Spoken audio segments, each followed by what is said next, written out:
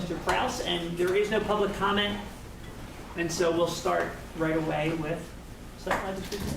Okay. All right, Mr. Kraus, we are live on the live stream, and there is no public comment thus All far. right. Well, thank you, Dr. Bolton. Thank you for joining us tonight for the Facilities Committee meeting.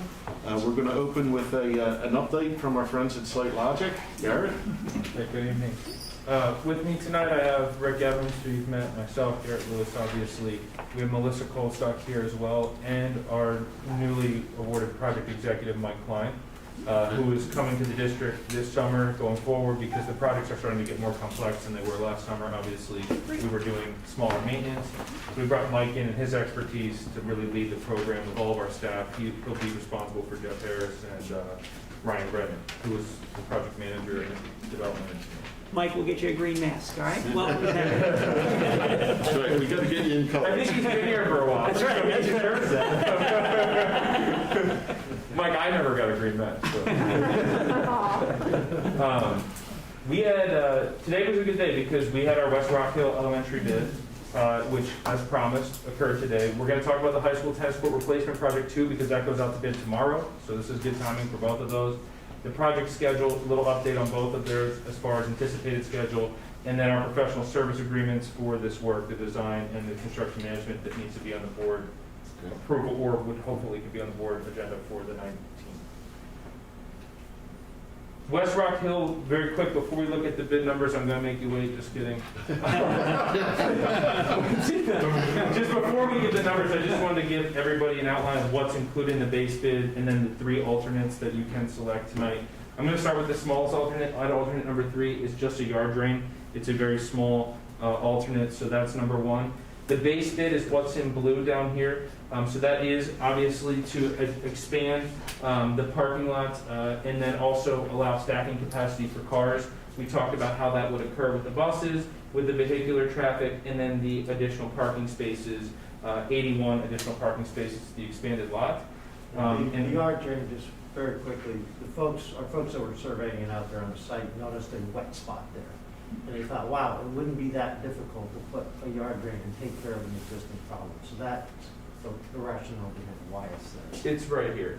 I'm trying not to touch the screen, but it's that small line. What is in alternate 1 and 2 really comes down to, okay, so basically you guys there was a project that coated the surface and did some surface coatings and things like that not too long ago. Where we're at as far as pavement asphalt condition, there's some cracking that's occurred. We are going to be adding vehicular traffic at least to this hard play area. So alternate 1 is just to replace the stone and the surface just for where the vehicular stacking would occur. Alternate 2 is for both hard surface play areas because those are playgrounds. So it would be new pavement across the site, right? So that's really what you're getting out of alternate 1 and 2. 1 is again just new pavement where obviously everything that's in blue, and then where we're stacking, leaving this untouched, or an alternate 3. But if we accept alternate 2, all of that would be new pavement, asphalt, and stone from the ground up. It's a ground up, built up. Real quick too, our construction schedule is the same. I mean, it's May to August 2021 is what we're saying. What that is there's some pre-construction, obviously some contract award that needs to occur between your April meeting and your May meeting. But then we would get started on the last day of school. I believe June 14th is actually our first construction day. As far as the West Rock Hill Elementary School circulation parking bid results, this was the public bid opening that occurred today. This is the estimate in the left-hand column that added to the $2 million that we've been carrying. Here's the bid results, and this is base bid comparative, the 1.2 to the 1161 that we saw today, and then the 3 alternates. Alternate number 1 coming in at 75.5, alternate 2 at 75, alternate 3 at 4,500. Our total construction with the alternates is the 1361 from an estimate to 1311500. Happy with the bid performance today, I will say that. And then we have our soft cost estimates that were included in the $2 million versus where they are today as far as our proposal. So right now, we're about 169,735 under budget from our estimate to what your total project cost would be after our bid results today. All right. Good job. So we're happy to get that. We did get a competitive bid process. We keep our low bidder honest. Our parent low bidder is local. And then we also have an electrical bidder who has done work with the district before, I believe, in the past too. So, and we've worked with them via SADA, which we were pleased. So that's our bid results for West Rock Hill. Any questions about West Rock Hill, accepting alternates, bid process, etc.? One comment I'll make on the sheet here is, you see two line items under soft cost. The first one is allocated soft cost. This number. The second one is unallocated, so that's your contingency funds that you may or may not spend, but there's a margin there for, in case we run into change orders. We're carrying 5%. We can up that or bring it down, increase it however we want right now for contingency. And about $20,000 for FF&E, just in case there's an additional snow blower or some type of equipment that Kelly might need to add because of the or that just goes to the project contingency. So Feed them wish lists. Huh? What does FFE stand for? Wow. fixtures, furnishings, and equipment. Thank you. I learned something tonight. In this case, it's just equipment. Right. Any other questions about the bid results today? We were pleased because what we're seeing with the bid market is Yeah, what we budgeted. Yeah. it is tracking up. You know, as far as the bid market right now Yeah. for projects, people are starting to go to work or push work forward. The ESSER funding, especially from the feds, has moved the school market. Everybody is trying to bid work, so we are starting to see the bid market come up. So to be under budget today, we were pretty happy with that. Good. Yeah. Good. Thank you. 2021 high school tennis court replacement. This project does go out to bid tomorrow. So I just wanted to review this one last time with the board as far as the scope of work and our plan. It is a straight inline 7 courts. It is slated to begin build on June 1. We did discuss with the district how we could maneuver through the parking lots with our laydown and a site utilization plan that wasn't disruptive or would be as minimally disruptive as possible for graduation that occurs on the 14th. And any of those festivities that might occur the 15th or 16th as well, especially if there's a rain out, we can accommodate that. This is our final site design and plan that is going out to bid. Like I said again, tomorrow. Our total estimated project cost is $1,250,000. We do hope that we can perform slightly better than that, just like we did at West Rock Hill. The bids come back, what day? You know? May 9th. Yes. So we've got about a 4-week bid period, giving everybody time to put reasonable bids together and also allowing us time to advertise to potential bidders so that we do have big competition, so that we can keep those bidders honest.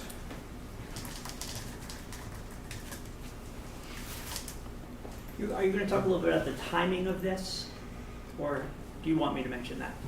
I can if you want me to. Well, SiteLogic has been wonderful. One of the issues was, is it on there? Oh, okay, you have got the construction of tennis courts there. You can go, Yeah, sorry. I can do this. Yeah, so just real quick, we did put together kind of a board action items and project schedule from this point forward.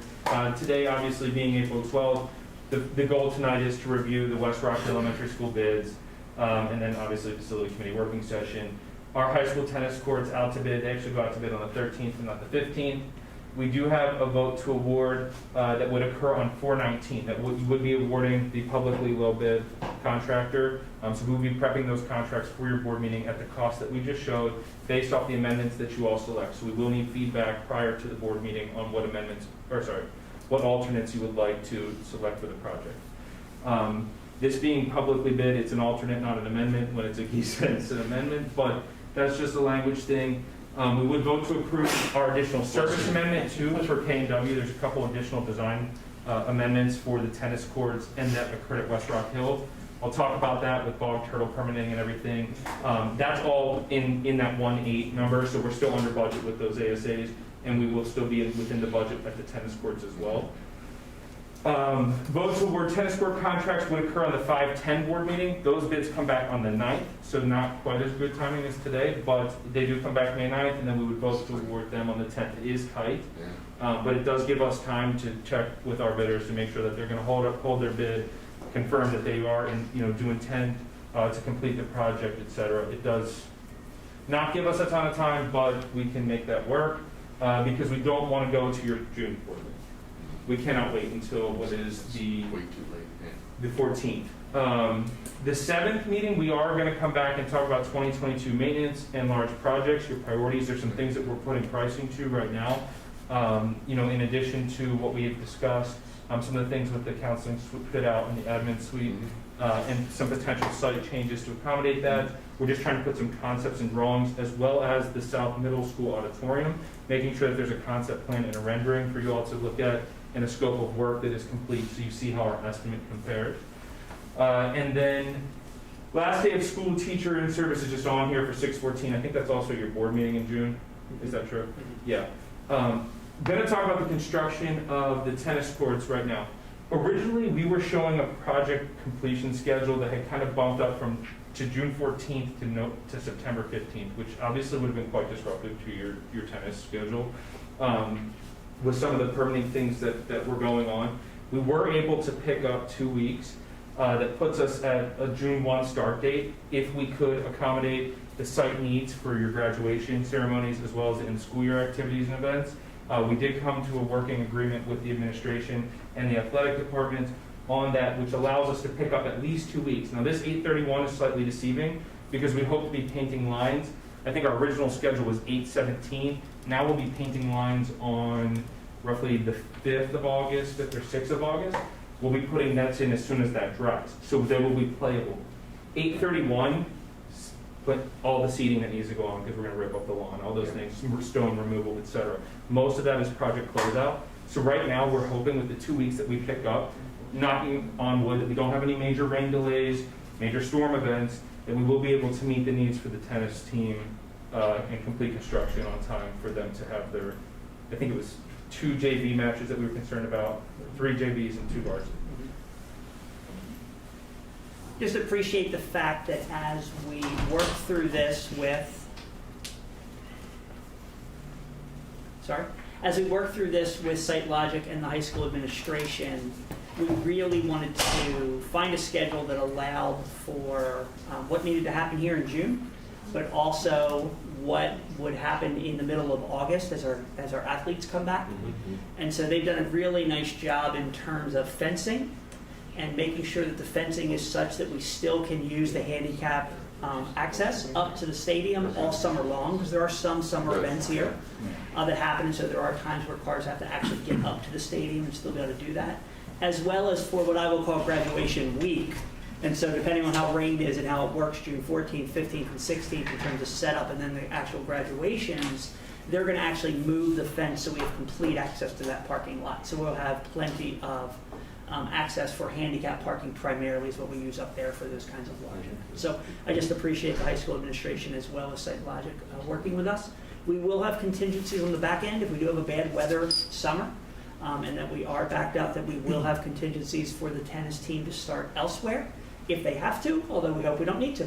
But we'll be ready just in case that does happen for those matches that you mentioned that start before school in August. Okay? Much more comfortable with this. Great. On your schedule up there, the high school tennis court bids are due on May 4th. May 4th. Yeah. And then that is the night of the committee meeting? So we'll do it like we're doing. That's right, tonight. I was one off. It was the 4th, Yeah, and then the 9th. And then the 10th is the voting meeting? Yes. So. Great. So we'll do it like tonight. Yeah, Like just tonight. like this month. Right. Yeah. You'll get them and we can share them that night. Exactly. Perfect. Okay. Good. Any questions? That's even better, because it'll work out just as the way that we did. Yeah. And then it does give us a week, obviously, for you all to review the bids, and then, your consideration of alternates. It also gives us some time to de-scope the contractor. Not a lot of de-scoping that we can do in a public bid, but certainly we need to make sure they can bum the job. And then the 2021 maintenance work is still shown here. That's work that will not start until after the students are out on the 15th of June. The last day is obviously the 14th. So we would, again, prepared to start that work one day after. For everybody that, and I think there's a couple of board members who've entered since we reviewed the bids. This is what we were talking about tonight, was the bid results at West Rock Hill. The estimate is the left-hand column. The bid results are on the right. So these are the project cost as to the comparison. The net differential is about $170,000 under budget from our anticipated project and program budget. for this summer at West Rock Hill. So we're pretty pleased with the West Rock Hill base bid as well as the alternate bids to come in just under budget, about $50,000. One of the things that's important when we look at the 2022, why we wanted to discuss this at the June facility meeting, not waiting till the August because we don't meet, you guys don't meet in July, is because we are starting to see a big uptick in the bid market, especially with the ESSER funding. I do anticipate 2021-22 to be a heavy bid year for public school projects in particular. So getting out to bid as early as possible is really critical. So the earlier we're making decisions on anticipated scopes of work in 2022, the earlier we can get to bid. Q3 bid would be amazing because we're really getting out in front of anybody else who would be out to bid at that time for the next summer. So that's kind of why we're trying to push to talk about those things in June, not waiting until August, pushing us up into a November or December bid window where we start to compete with the other districts locally. Now, we did get some bad news regarding the grant as it pertains to West Rock Hill, right? Is that correct in terms of, and it wasn't any of the control of the people in the room, but the agency, and I forget the name of the agency that awards these, that awards these grants, does them every month. They have been canceling their grant awards over and over again, and they canceled in March. Is that accurate? Yes. And which means they don't meet in April, and they don't meet till May, and it will be too late for us in terms of when they meet to impact this project. They meet on May 20. They're telling us their next Hopefully. meeting they'll meet on May 25th. They caveated that with we have the right to cancel that up until the day before the meeting. So it is $200,000 in a grant application, however, that is being reviewed and being considered by DCED for this project. The problem is we can't award the bids and then receive the funds. We'd have to hold the bids in waiting to receive those funds. There's a couple things. We could have our contractors likely hold the bid up until May 25th. And I think probably through to your June board meeting, which would be the 14th, where we would actually award them, they usually will hold 90 days. Sometimes only 60, it just depends where that's at. But here's the other thing. Waiting till May 25th now did one other major issue is there's an administrative process once the grant is awarded that we have to work through before we can start construction. So that week, perhaps a month and a half, depending on how fast DCED moves, based off what's going on here, I don't have a lot of confidence that that's going to be an expedited process, will impact the construction schedule at West Rock Hill. So we would just have to know there's two concerns. One, we need to make sure that these bidders would hold these bid numbers, because I do not want to rebid this project at this point based off the bid results. I don't think that's advisable, especially considering we're about $200,000 under budget. And then the second one is what the impact of the construction schedule will be if we wait to award this project after we receive funds on May 25th. There will be an impact. I can't tell you how big it's going to be today. I would anticipate a week to a month. But again, that would probably be a pretty significant disruption at the start of the school year next year for those folks that occupy West Rock Hill. So it's some things that you all will need to consider when we talk about waiting for the grant. It is just over $200,000 that is on the table from the DCED for this project, though. As far as my gut feeling on award, I think, truthfully, I thought we were well positioned going into the award.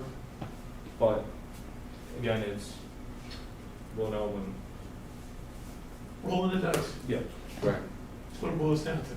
Right. So you can reach out to them and see if they are willing to hold it until that To May decide- date. And correct. then if they can't, I mean, we could always schedule a special board meeting after a committee meeting right afterwards to not wait till June too, if that affects the timeline. That's correct. The first concern is we would need to make sure that they'll hold their Right. bids. Right. We could confirm that. If we confirm that, then the second concern becomes what is the schedule impact? And how significant is that to, And is that something that you can find out when you find out if they'll hold them, what the impact of the schedule would be? no, because it's on DCED's end. So my concern with DCED is this, having been through this grant process before and awarded these funds, had they awarded them in March, we would have had substantial time for them to go through their administrative checks, because they have to look at everything we're doing, confirm dollars and cents, whatever. That process can take anywhere from a week to a month to 2 months. March gives us time to manage that process and potentially delay bids a month. That's starting on May 25th. if it starts on May 25th, is concerning to me because I can't tell you how significant the schedule impact is going to be. DCED works remotely at this point in time. Yes. So they're not in the office, it's all remote. It is a slow, exhausting process. And it sounds like they're canceling meetings, so they're not super Not reliable, reliable. you know? Right. Yeah. And they are working remote, as a lot of state agencies, which has put a backlog on the administrative procedures that occur. So that's my bigger concern, is because they're remote, once we even are awarded, if they have that meeting, how long does it take them to get us through our administrative checks and balances? And then I have you guys just hanging a balance. When did we get the money? When do we get the money? When do we get the money? When can we start? Senator Carol So we Pilgrim. can't front the What's that? money, is what you're saying? Excuse me, Ms. Bass, is that under Carol Pilgrim? Is she running that? She is a part of that program. So the question was, we can't front the money, right? We have to wait. We have to wait. Right. Once we award these bids, we can no longer accept the funds. So what you're saying is if we waited until that May 24th, 25th date, 25th. right? Yep. And they don't award it to us, it's not going to impact the timeline as long as they're willing to hold the bid that long. If they award it to us, that's what would affect the Well, timeline. no, because we here's have the to wait for problem. that. Your board meeting isn't until June 14th. Right. Right. So if We we would met, lose about a week and a half. if we met earlier, right, because I need to understand both scenarios in terms of the decision we're making, right? Because it is about a $200,000 potential, right, for a grant.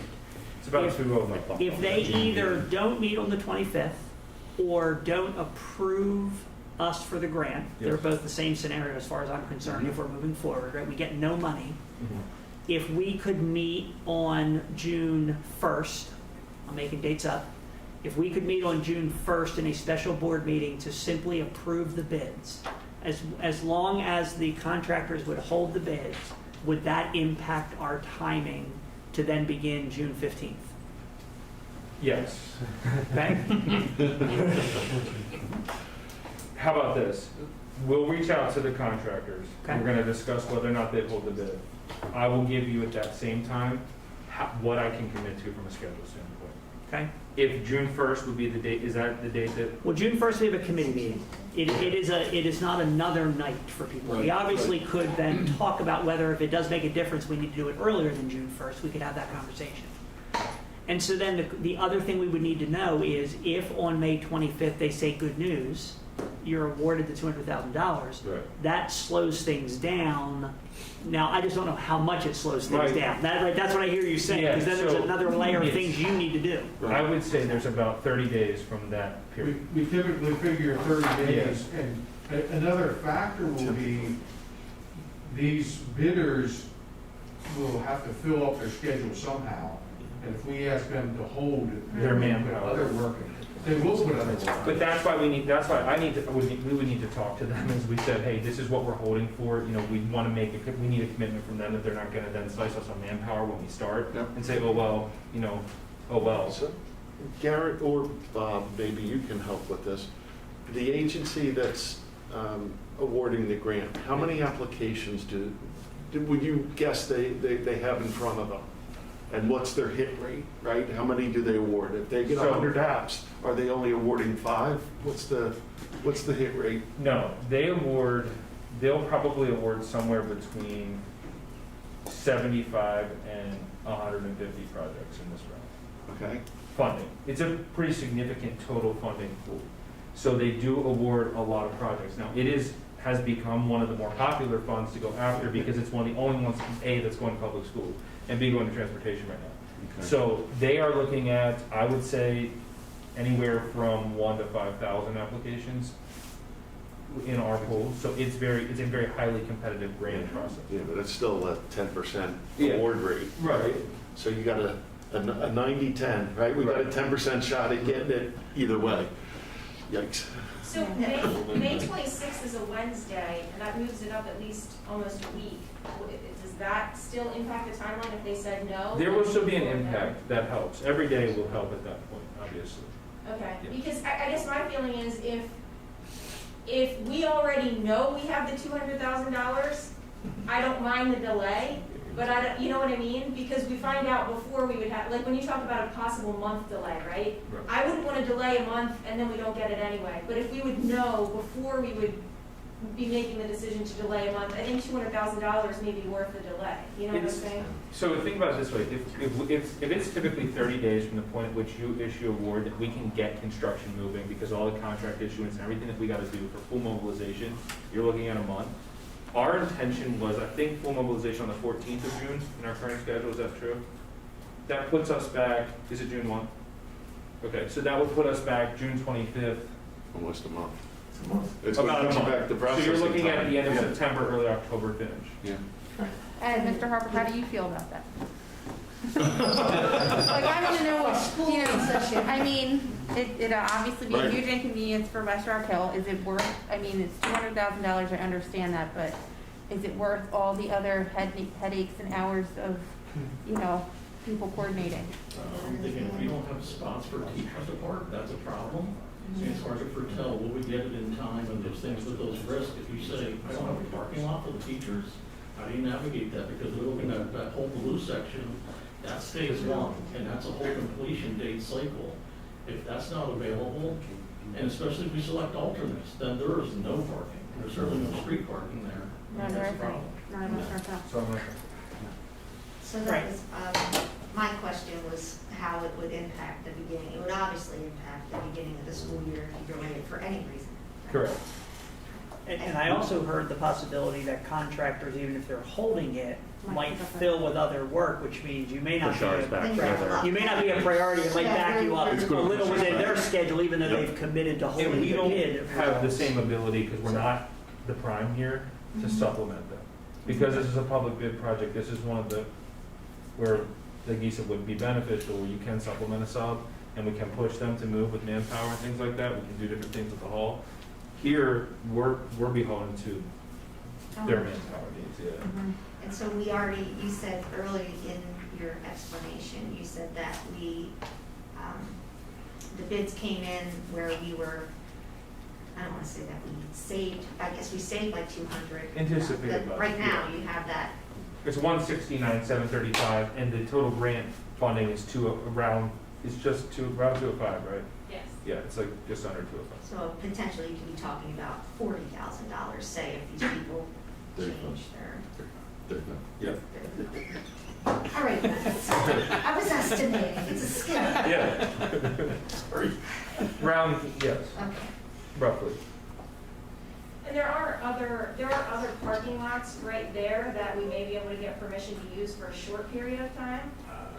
We've used them for sporting events because there's nowhere, there just isn't very much parking in the building to begin with, but there are a few other options for parking spots kind of surrounding it on three sides, that we could potentially work to get permission for and work out some kind of temporary solution if it's a short period of time. Obviously, if it's a long period of time, that wouldn't work, but If we're using rough order of magnitude, I'd think about a month. So I'd think about the difference of August 31st, being the full completion versus September 31st right now, barring that we were able to have a meeting on May 26th. When you said there's lots on three sides, who are they? so there's, I think, One is a church, I believe. there's Penn Foundation on the one side that's right there by the fields, right behind the building. There's, there's Penn Foundation, there's that, I think it's, I'm trying to picture the parking lots from that side and which one belongs to which one, but there's a couple of them right there next to each other. I'm trying to think I think Grandview Outpatient Center is also one of them that's right there behind the building. You've got Holiday House that they allow the school to use for different events right down the street. And we can also do some kind of shuttle thing as well to help, but so people want to walk down the street. Paying money for the shuttle. You're talking 5 days a week, right? You're talking prime time, right? 7 in the morning till 5 at night. That's prime time, so you're talking summer, so Holiday House is going to be off limits to us, I would In suspect. September?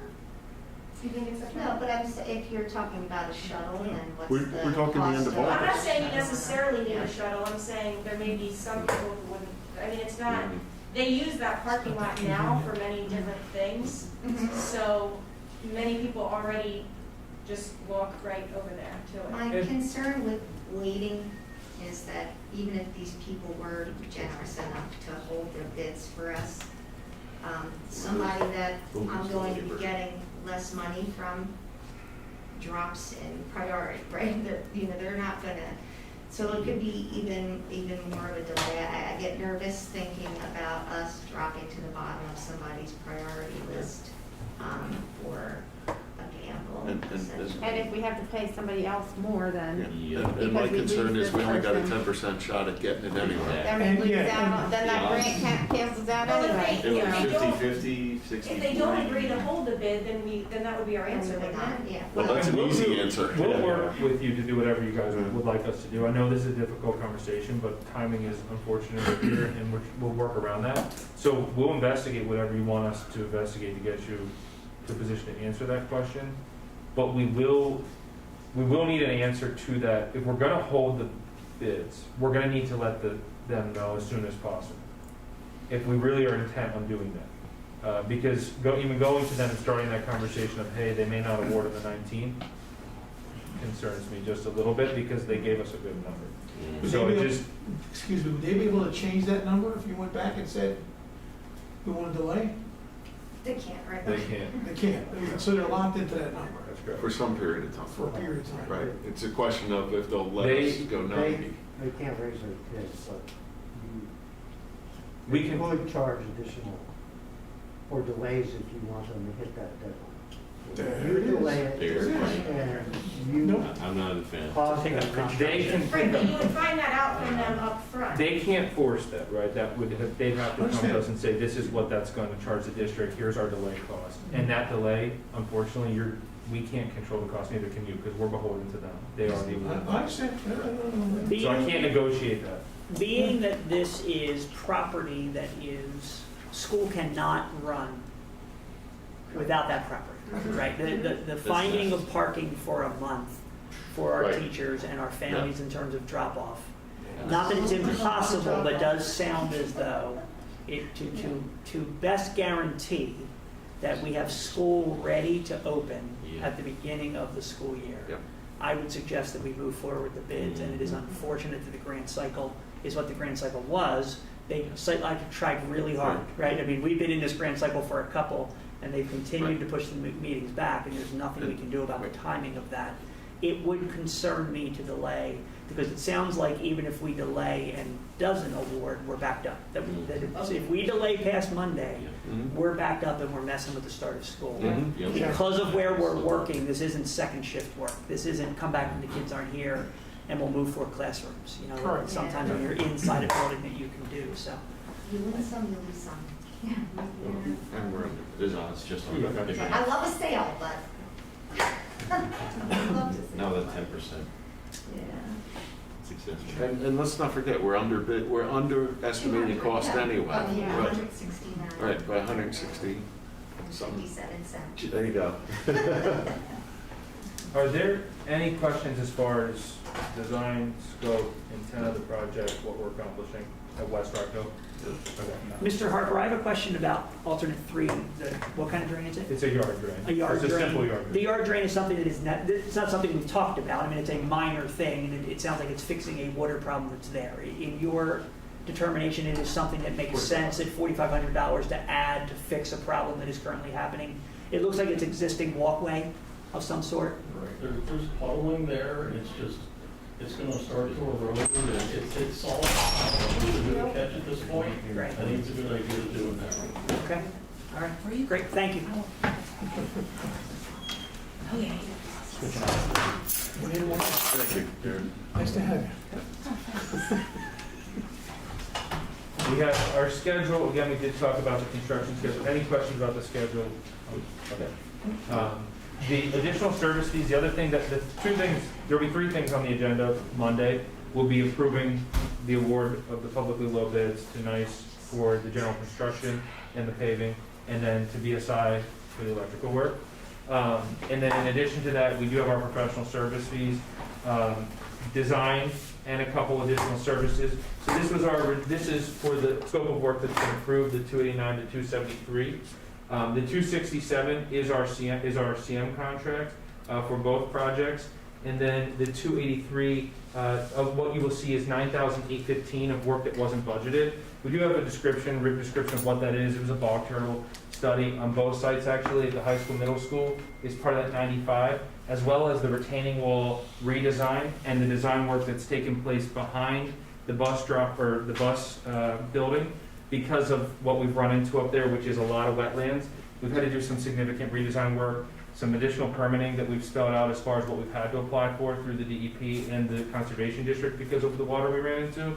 And then also the retaining wall because of the cuts that we're having to make when we got through design. So that's what's in the 95-430 at the high school, middle school. Also a bog turtle study and review, which ran about $15,000 at both sites. It was, I think, roughly 7,000 West Rock Hill, was about 15 there, which is a little bit more. Unfortunately, we're in protected bog turtle territory here.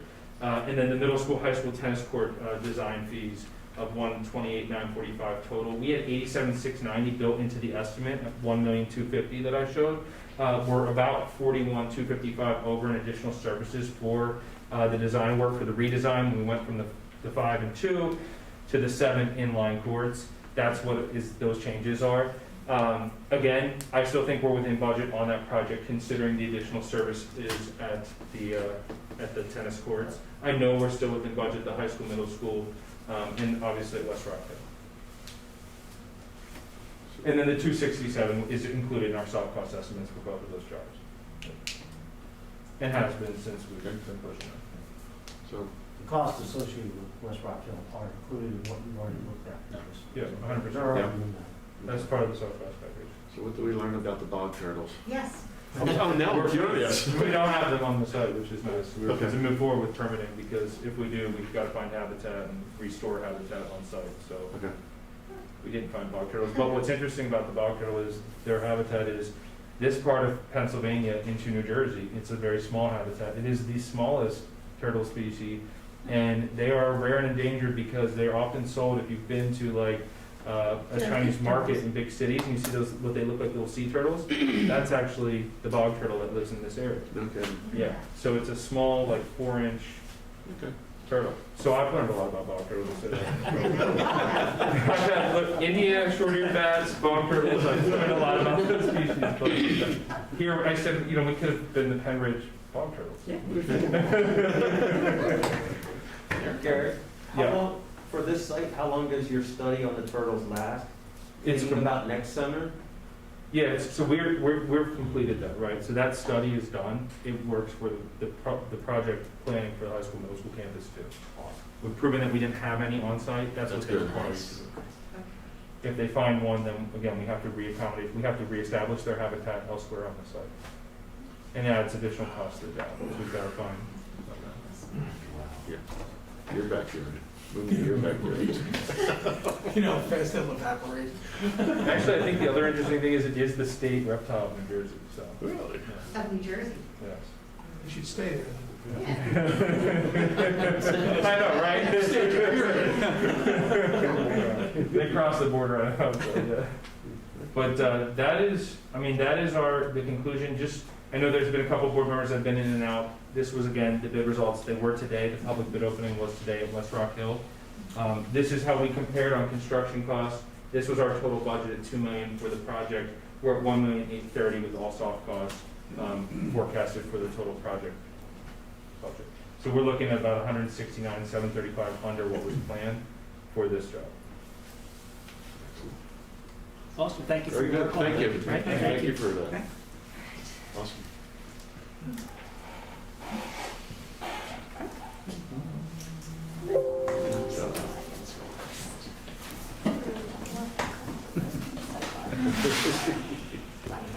I don't even know what I have on this computer. Attached to the I have what I need. Yeah, thank you, though. Yeah, we'll get it up. No? No. Look at my paper. Do you have a paper? So the little turtles can go forever. They don't get bigger. No, it's okay. You don't like paper? Site Logic, thank you. Like the ones that you used to buy for. Thanks very much. Thank you. Thank you. My mom mom said she used to buy those little turtles, and like, they were like a nickel, and you would like take their shells. That's what they are. They were involved in like all kinds of trade and how they're. Yeah. Yeah. Mr. Daibler, we're ready? And like, Yeah. you stuff with that, she always ran an Indian paintbrush, endangered plant species too. Lucky. All right. Personally, we don't have any other. Moving into the next item agenda as obsolete items for review, Mr. Daibler. All right, thank you. So obsolete this month, we have a few items at the Grass Elementary School.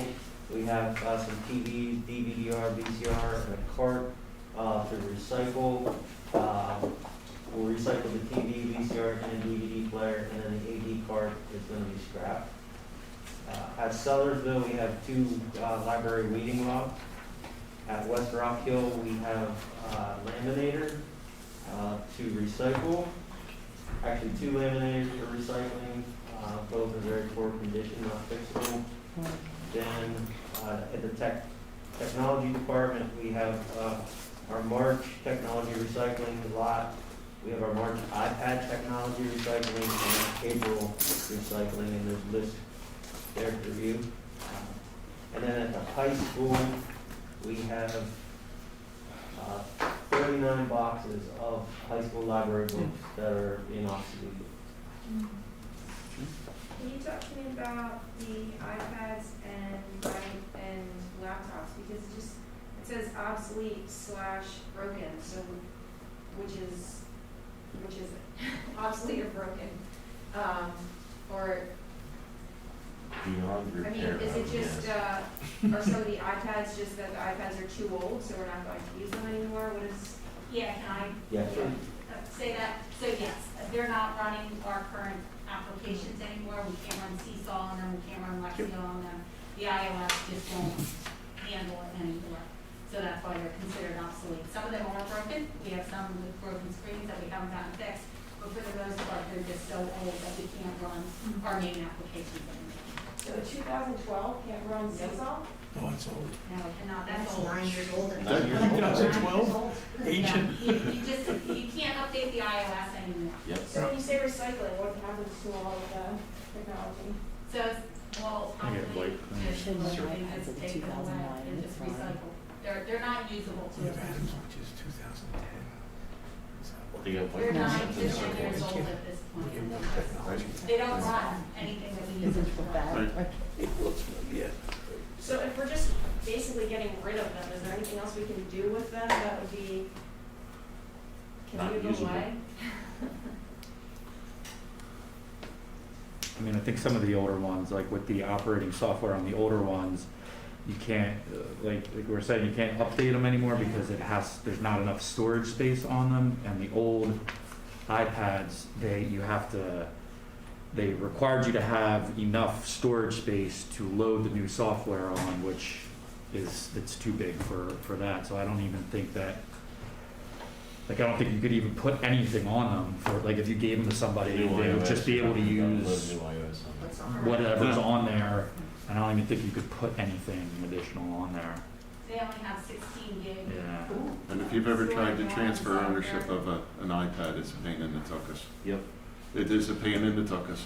it's another thing. To transfer ownership and have iTunes pick it up, yeah, no, that's a nightmare. It's nothing good about it. It's a shame. We use them until we can't Well, use them anymore. We've gotten our money out of them. Yeah, Yeah, I guess we did get our use Yeah. out. yeah, they're almost 10 years old, which is a lifetime in the technology world. It's true. I would assume that the 2017s and 2018s on here, I assume they're probably Some of them are broken. broken.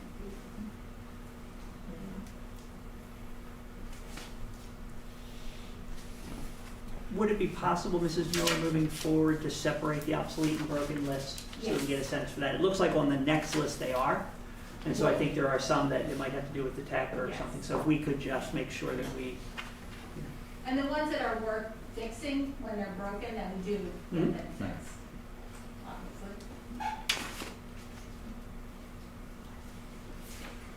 Okay. Other questions, board members? Okay, thank you, Mr. Daibler. Move them forward. And think that brings us to the end of the agenda. Dr. Bolton?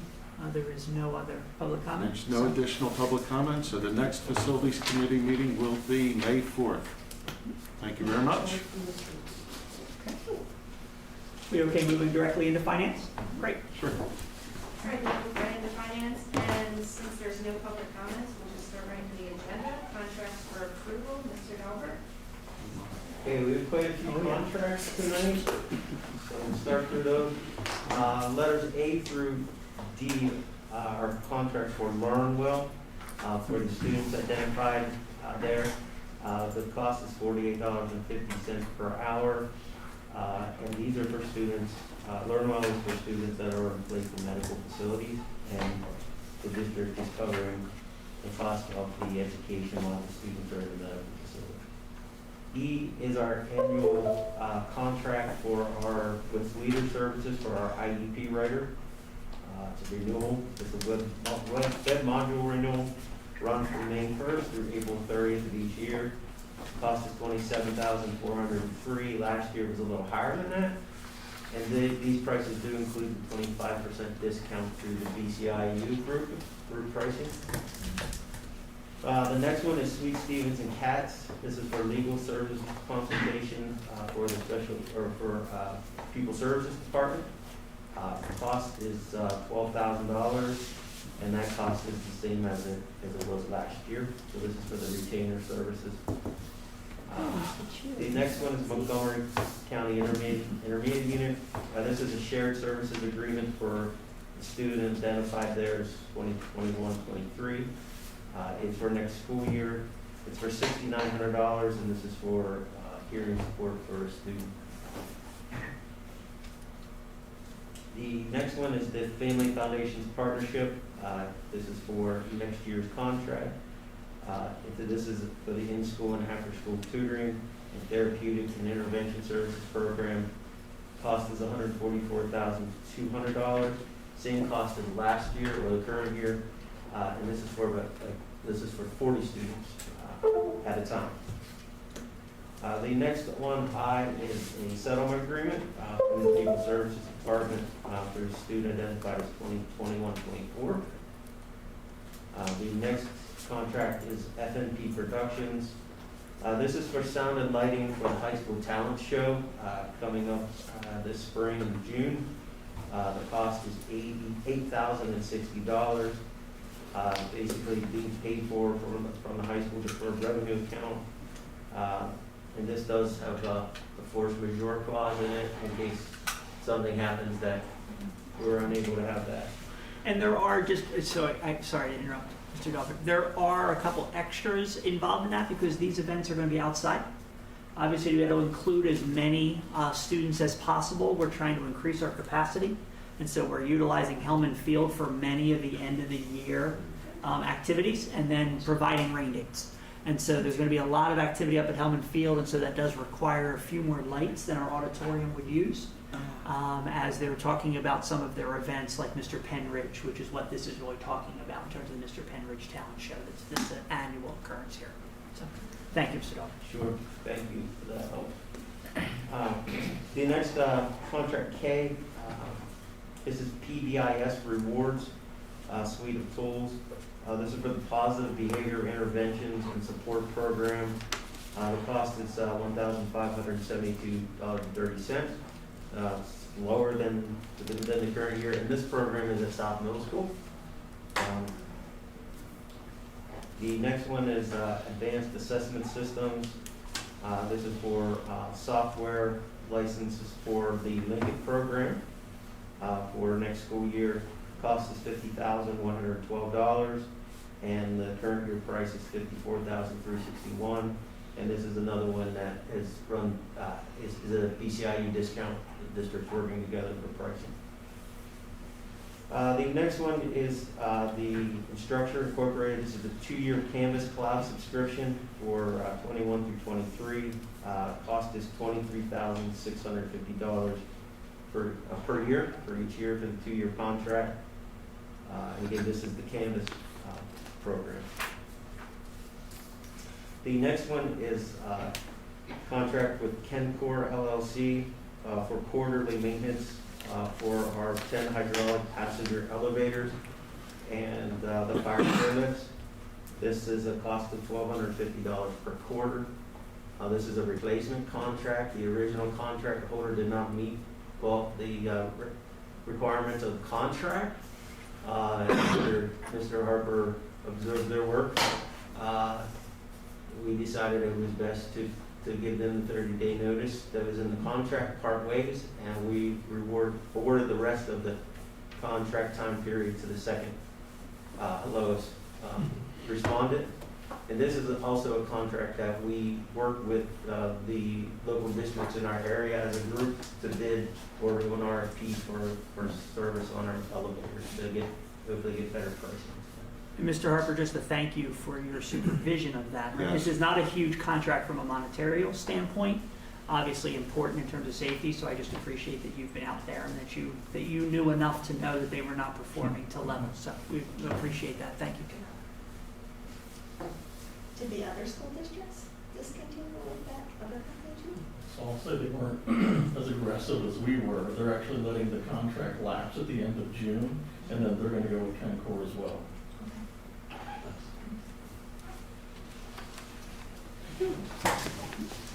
The next one on the top of the next page of the agenda, Hartman School Solutions. This is for My School Bucks. This is a program that allows online payments for any school fee that we may be collecting in any of the schools. It does come with a transaction fee that would be passed on to the user. If parents choose to use this method of payment, there'll be 3.95% transaction fee added on to that, to the cost. To them. Yeah. This comes with no cost to the district. The cost of use of this product is passed on to the. And families will continue to have the option to send in a check. Sure. And then we can enter it into the system for them. And we did look at a number of different programs, and actually, Amy Light, our Director of Finance, and Diane, we're looking at a number of different programs, so that Amy was looking at it from the financial side, and Diane was looking at it on the technology side. So I thank my groups for working together as a team and coming up with the best product for us to move forward with. The next one is the Bucks County Intermediate Unit. This is the Technology Pool Consortium for 21-22, $807.53. This same cost as last year. This contract allows, I believe the total of this contract is about $13,200 for the pool for all the districts. Our share is $807. So for that service, I think we're getting a pretty good deal. And if any district asks a question to the pool council, we all get the answer. So it's really helpful in that regard. We might not even be thinking of it, somebody else is. We get an answer, we put something in place we didn't even know or didn't have to come to our attention, that might be a concern. So it's another situation where everyone in the IU is working together. The next contract is the East Rockville Township. This is with East Rockville Township. This is for the high school tennis court. This is the stormwater management operation and maintenance agreement that needs to be put in place for the new tennis court project. It is with Mr. Miller being reviewed by his firm. So, and it does require us to put Do we have to have an escrow? Yeah, put an escrow in place. Yep. So we've asked Mr. Miller to take a look at all that, make sure it makes sense. The next contract is Market Street Sports. This is a short renewal for the Grandview Health System for the stadium, and it's short because it's 16 months. And what we're trying to do is link up the contract for Grandview Health that's inside in the gymnasiums with the one that's outside. So in 16 months, they'll both come up for renewal, and we'll be able to then to merge them all together into one contract. So that's why we went for the 16 months. So, And it's worth $22,500 over those 16 months. Have we had any other activity? We had another, if you remember, we had another firm or company that had a contract for the press box.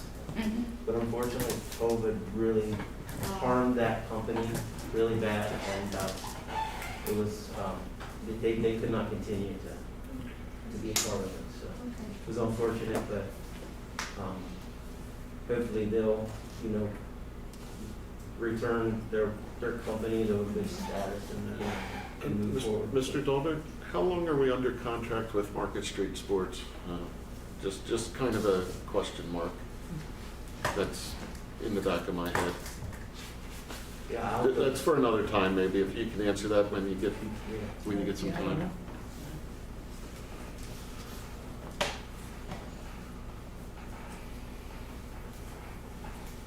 All right. And the last one is the annual agreement with Penn and the tech school for the food service director position. Mrs. Geritana goes to the tech school and performs that duty as the food service director for them. The cost is, charge is $10,000 for the year, and Mrs. Geritana receives a stipend of $7,000 of that 10 for her services and her work up there at the tech school. And I believe that the tech school has that also on their working agenda for this month also. So. Well, I think we actually, I think we just did that last month, actually. Mm-hmm. Yeah. Okay, great. That's a bargain for them. Back to the Sweet Stevens contract is a $12,000 retainer. Can we get some information on how many hours we use above and beyond that, and what the rate is, so we can see what the total costs are every year for using that service for people services?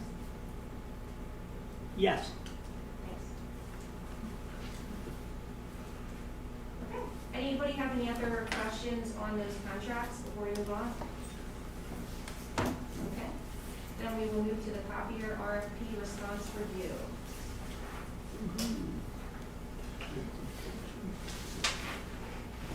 Good. Finally getting the technology. Yes. All right. So, Yeah, but this is working. if you remember, we've sent you a number of or at least 2 or 3 different times information on this process that we've been going through. We put our RFP out on the street February 1st, and then we did the addendums and so forth out on the 12th. Got our responses back on the 22nd. We held vendor presentations in early March. Our anticipated award date in our RFP was April 26th, which is now April 19th, or if the board is not comfortable, the May meeting. Our installation completion date requirement is the end of July for August 1st contract start date. And then this contract will run for a 5-year time frame. So our responding companies, we received 4 companies that responded, and we did send out a summary to you a few weeks ago with that information from the 4 companies that responded. We received Ricoh and Canon, who are direct sellers of their products, and then a Marco, company named Marco, who was a reseller of Kanika Minolta, and then Atlantic, who is a reseller of Toshiba machines.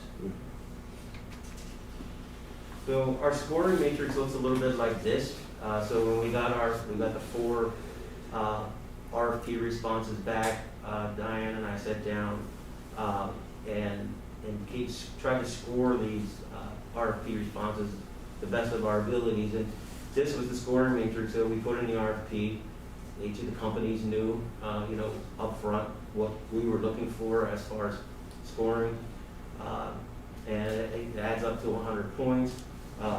We're looking for, the ability just to comply with the general provisions of the RFP, technical requirements, of the RFP, terms of service, SLA, the project plan, our business administration capabilities of the company, any value added that the company provided, the contract conditions, are they able to meet the contract conditions?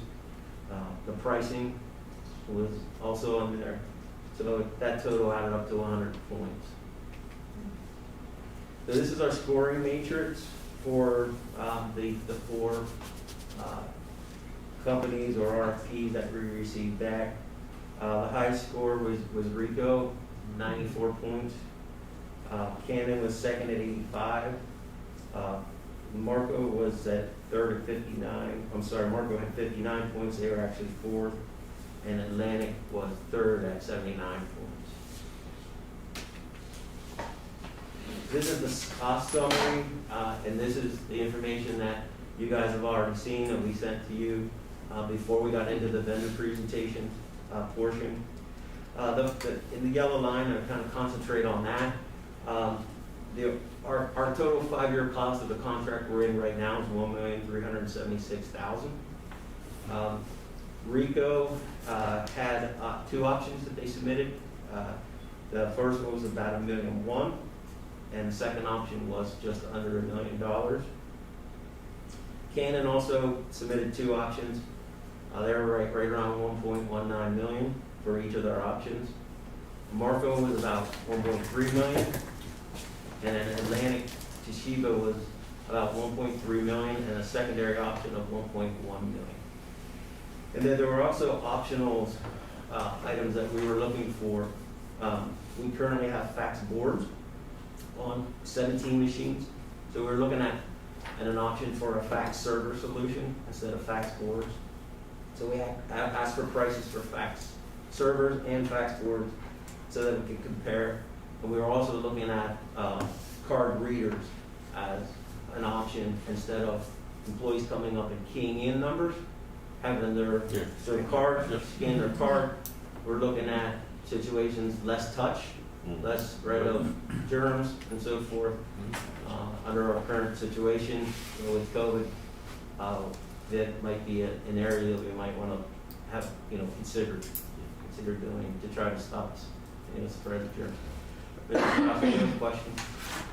Would that, touchless, would we be able to pay for that with our grant money because it's COVID? You might be able to use some of your grant money for that piece, yeah.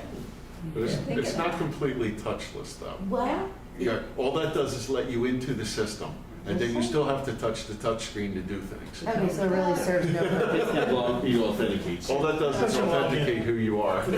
It says you are Daibler. Yeah, So we don't have to keep that. right. It saves from entering it on a keypad. I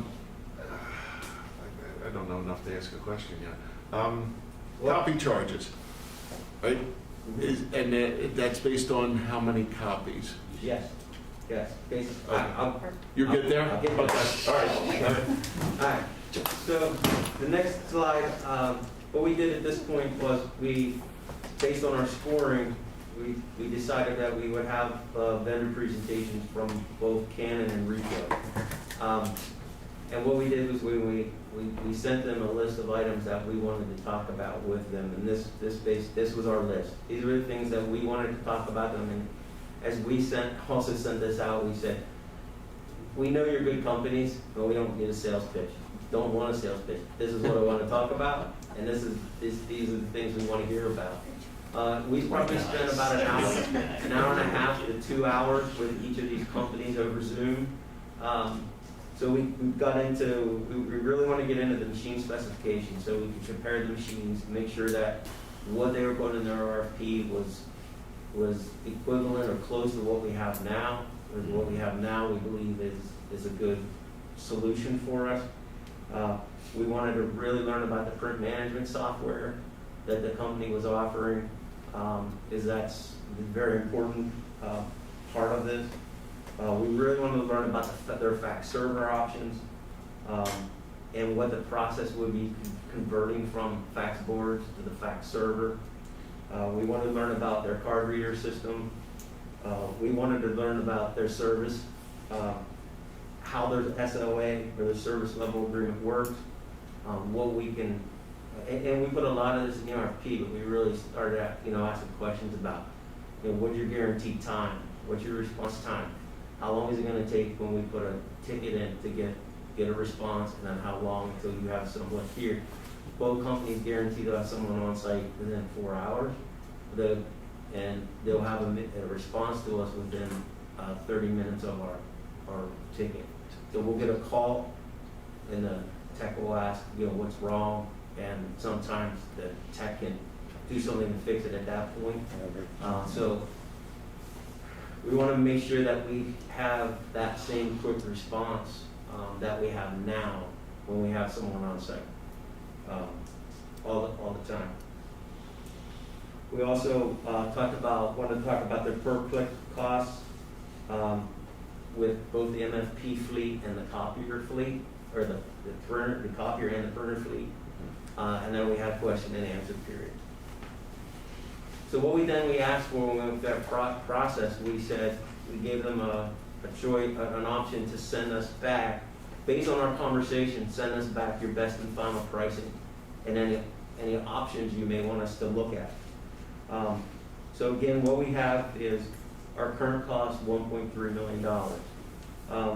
RICO option 1 is the same group, basically specification group of MFPs that we have now, with the exception that their 7502 model changed to an 8000 model.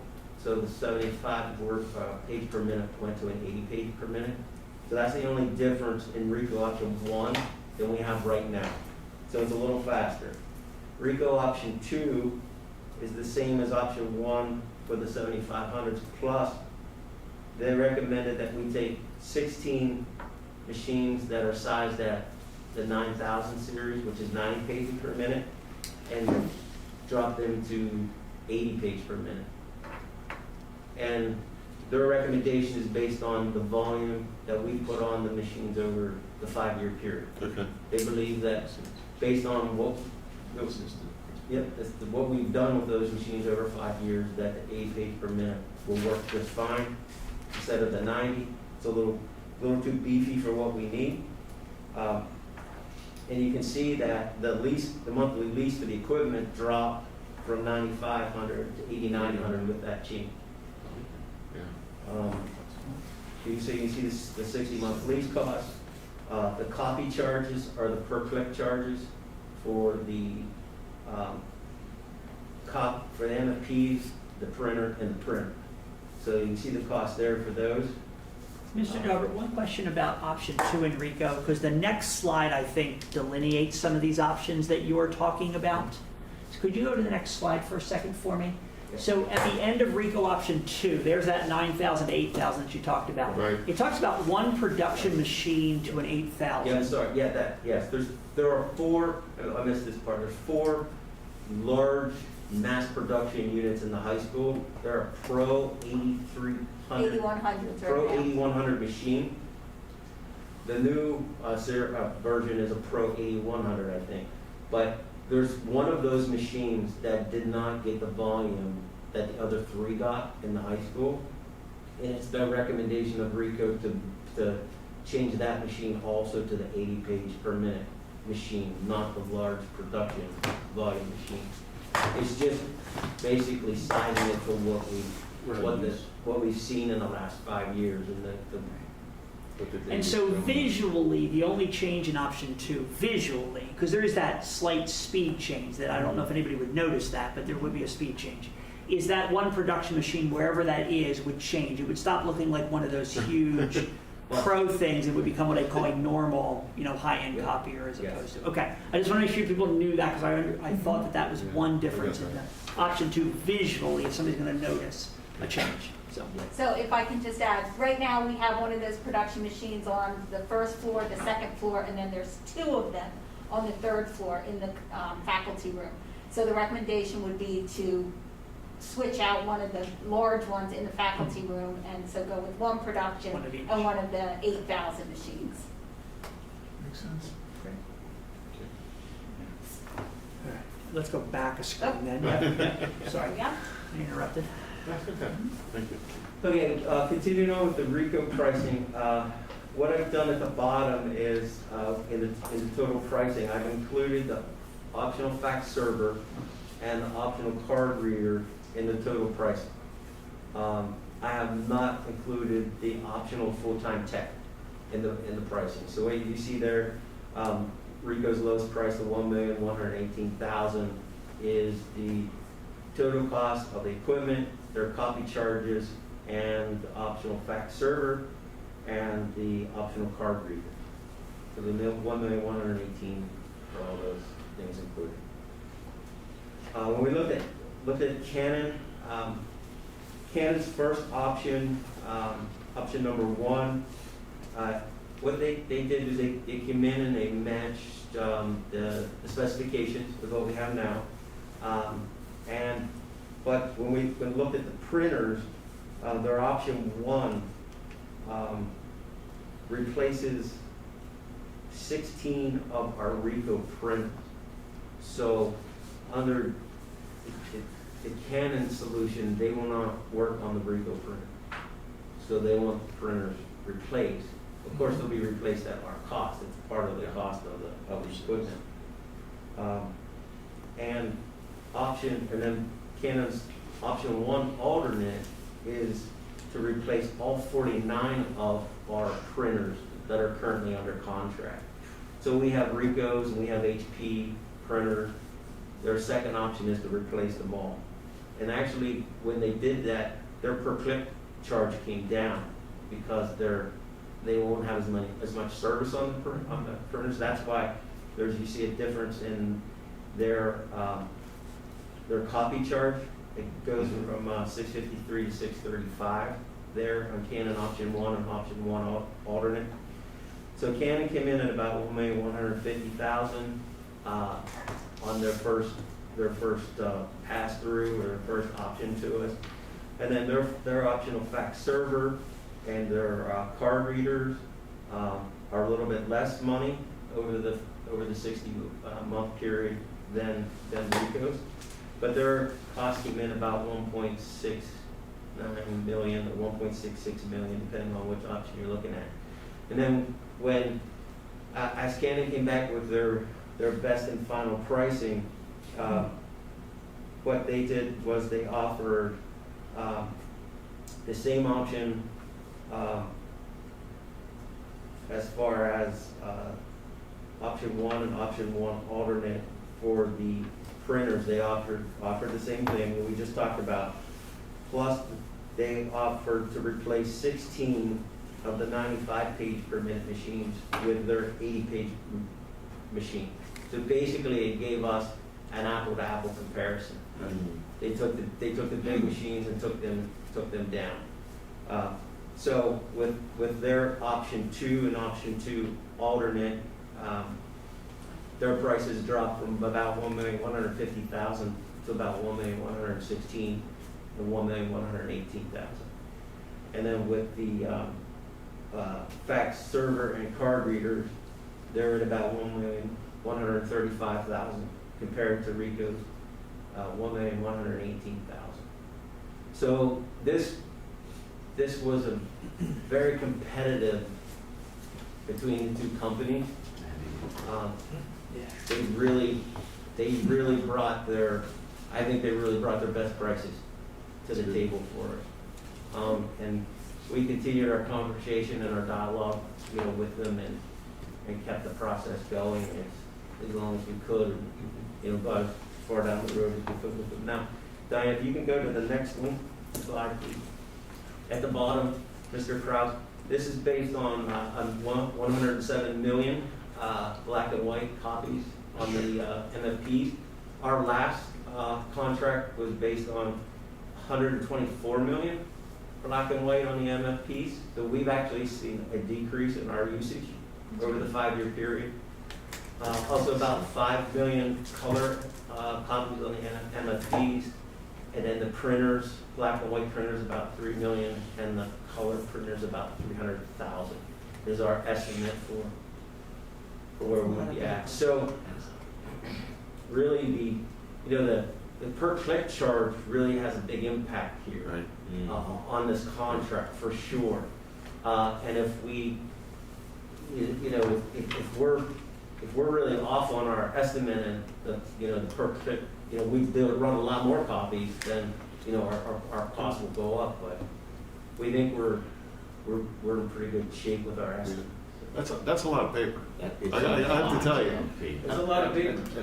I have to agree with you that our page usage is probably going down over time as we use more digital means instead of copying things. And I would hope that trend continues to try to eliminate paper, eliminate copies of things where we can use digital formats. We really thought that we would see, when we met with our current vendor, we would see we meet with them quarterly to go over our usage and any both usage and the maintenance and so forth, to get reports. And we really thought, Diana and I thought that our copying numbers would drop when the pandemic hit. But we really didn't see that, because what they reported to us is that so many of the teachers were in and making copies for their kids and sending the packets home, so that it actually was, there was no decrease when we hit because we thought that, well, maybe our drop was pandemic related and maybe we needed to stay at 124 million to be safe. And they said, no, your 107 million is actually what you did over the 5 years. And the pandemic did not impact that. Wow, that's a lot. It would be interesting to see. Because then we gotta buy the paper too. Because we had Rico before, and so we already have Rico copiers in there. Canon has, as you mentioned, that built-in price of replacing a lot of those copiers with their brand. It's interesting because I wonder if they would have been, their typical pricing had they not had to switch out all of those machines to their own brand, because, that's a disadvantage coming in as the company didn't have last time. It would be interesting to see if their regular recurring costs would have been less than Rico if they were the ones we had, if we didn't have to switch out all of our products, you know what I mean? Yeah, and it's really, that's their decision. Those printers, it's their choice to swap those printers out. Yeah. We're fine letting those printers there and let them service them, but that's their decision, and they make that part of their response to us. That was. Well, I think Rico did that too, didn't they? Yes. When they came in, because they wanted to service their own. Yes. But now we're there, so. Right, exactly, yeah. But there's still a number of HPs that Rico is servicing. Yeah. So When Rico came in, they wouldn't service the Dells. Yeah. So, Yeah. but they would service the HPs. So anytime that a printer died, we were replacing it with a Rico. First of all, we try not to replace the printers at all, but in some areas, we do need a standalone printer. So currently, we have 16 Rico printers and 34 Dell or HPs. Is, I think, what the breakdown is right now. can I ask questions on the server, on the fax server versus the server boards? So the fax server, is that a virtual server or is that It's in the cloud. physical? So it's going to be cloud-based. Okay. So we won't host it here. It'll Right. be hosted in the cloud. Okay. All right. And what does that buy us besides speed? So that'll buy, as far as, I guess I got a more basic question. Do we really use faxing at the school? Because I tend to find that in my world, faxing's not used unless you're sending something to a doctor's office, right? They're the only ones that still seem to be working off of faxes. so there are still faxing going on. It's relatively low, but HR definitely, like you said, any kind of doctor's notes, definitely. So looking at the fax server up in the cloud, then we can port those 17 numbers over into the cloud, so we don't have to pay for them on a monthly basis anymore. And it's really the security of it as well. Right now, when a fax comes through, it just sits on top of the machine. So these will be able to go into secure folders for users, and you'll be able to fax, basically scan from your computer, right? Right, you're scanning. So to his point though, could we make everyone who's gonna send stuff to us email it instead of faxing it, scanning it? Is it possible or not? Email's unsecure. Yeah, I don't think so. I don't- Like not doctors for and office certain stuff. Email's not documents. as secure. No. They're right Not about secure. that, yeah. That's the only drawback. Yeah. Like I said, doctor's offices That's what seem to you be the do, is ones, secure. it's medical and it's more secure. By far, in our office, HR gets the most, Yep. Yeah. faxes. And then I think probably, right next probably would be the superintendent's office. Things coming out of press, coming out of PDU, something like that has to be secured. So,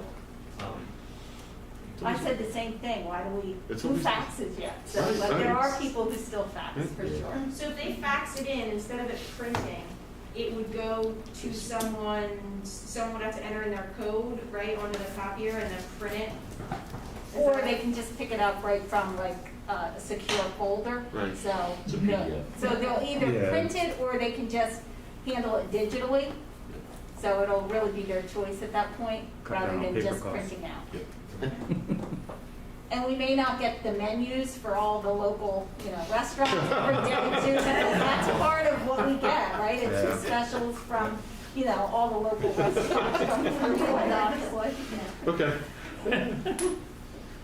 Yikes.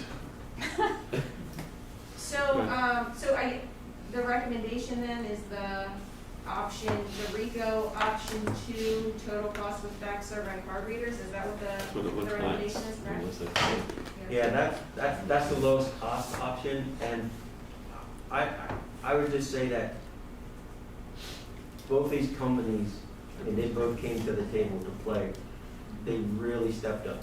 And it's almost, They're both They really, good products. yeah, we've had, and as I explained this to Dr. Bolton, we've had no problems with RICO in 5 years. okay. None. They've been a great company for us, both the machines and from a management or administrative perspective, Okay. have been great. I don't have a reason to tell you to spend more money than you have to. I would be happy with either of these companies, I think. I think Diane would be, based on what we've learned from them. I don't want to give, I don't want to sound negative about either one of these companies and say, my recommendation is this one over that one. I can't recommend you spend more money than you have to spend. No. That's where I come from with it. Yeah. You've got a couple of good things going. One, it's about $800 a month less to stay where we are, right? And then you have the 5-year history with them now that says that they're good for us, right? Yeah. And they're a good partner, so. They're both solid companies, they're both solid hardware, they're, industry standard across the board at large companies, they're there. And they both have a very secure footprint in the education market here in our 4-county area in the southeast. Both of them really do. Cannon has districts, RICO has districts, so they're both really into the education market. I gotta tell you, these guys came to the table. That's why they're duking it out. They both really want this. And we're gonna save about $270,000 over the next 5 years. Over the than what we course, saved yeah. in the last 5 years. So. Yep, that's awesome. I didn't even get to that part yet. You left the good part out. Good part. We had faith in you. All right, so everybody's comfortable moving that forward? Absolutely. Yep, All right. yes, we are. So next, the general fund budget review, operations. Kelly's up. Mr. Harper. Cue me up. I don't know. You're cute. Boy, I think they set us Mr. up. Harper, would you like to sit right here? Mr. Dover tells us how to save this money. I like it because he shows pictures of trucks. Oh, okay, all right, cool. All right, you good? We'll find out.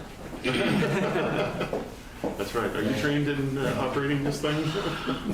I'm trained in not fogging up my glasses, I'm gonna take them off. Okay, so this is the operations budget for the 21-22 year. And the way we start out this budget every year is approach all the principals at the building and ask them to submit what we call the non-routine budget requests. So every principal sends me a list of items that they would like that fall into the facilities category. And inevitably, every year, they spend more than what this budget is designed to handle, which is $300,000. So the first column are the schools or the buildings.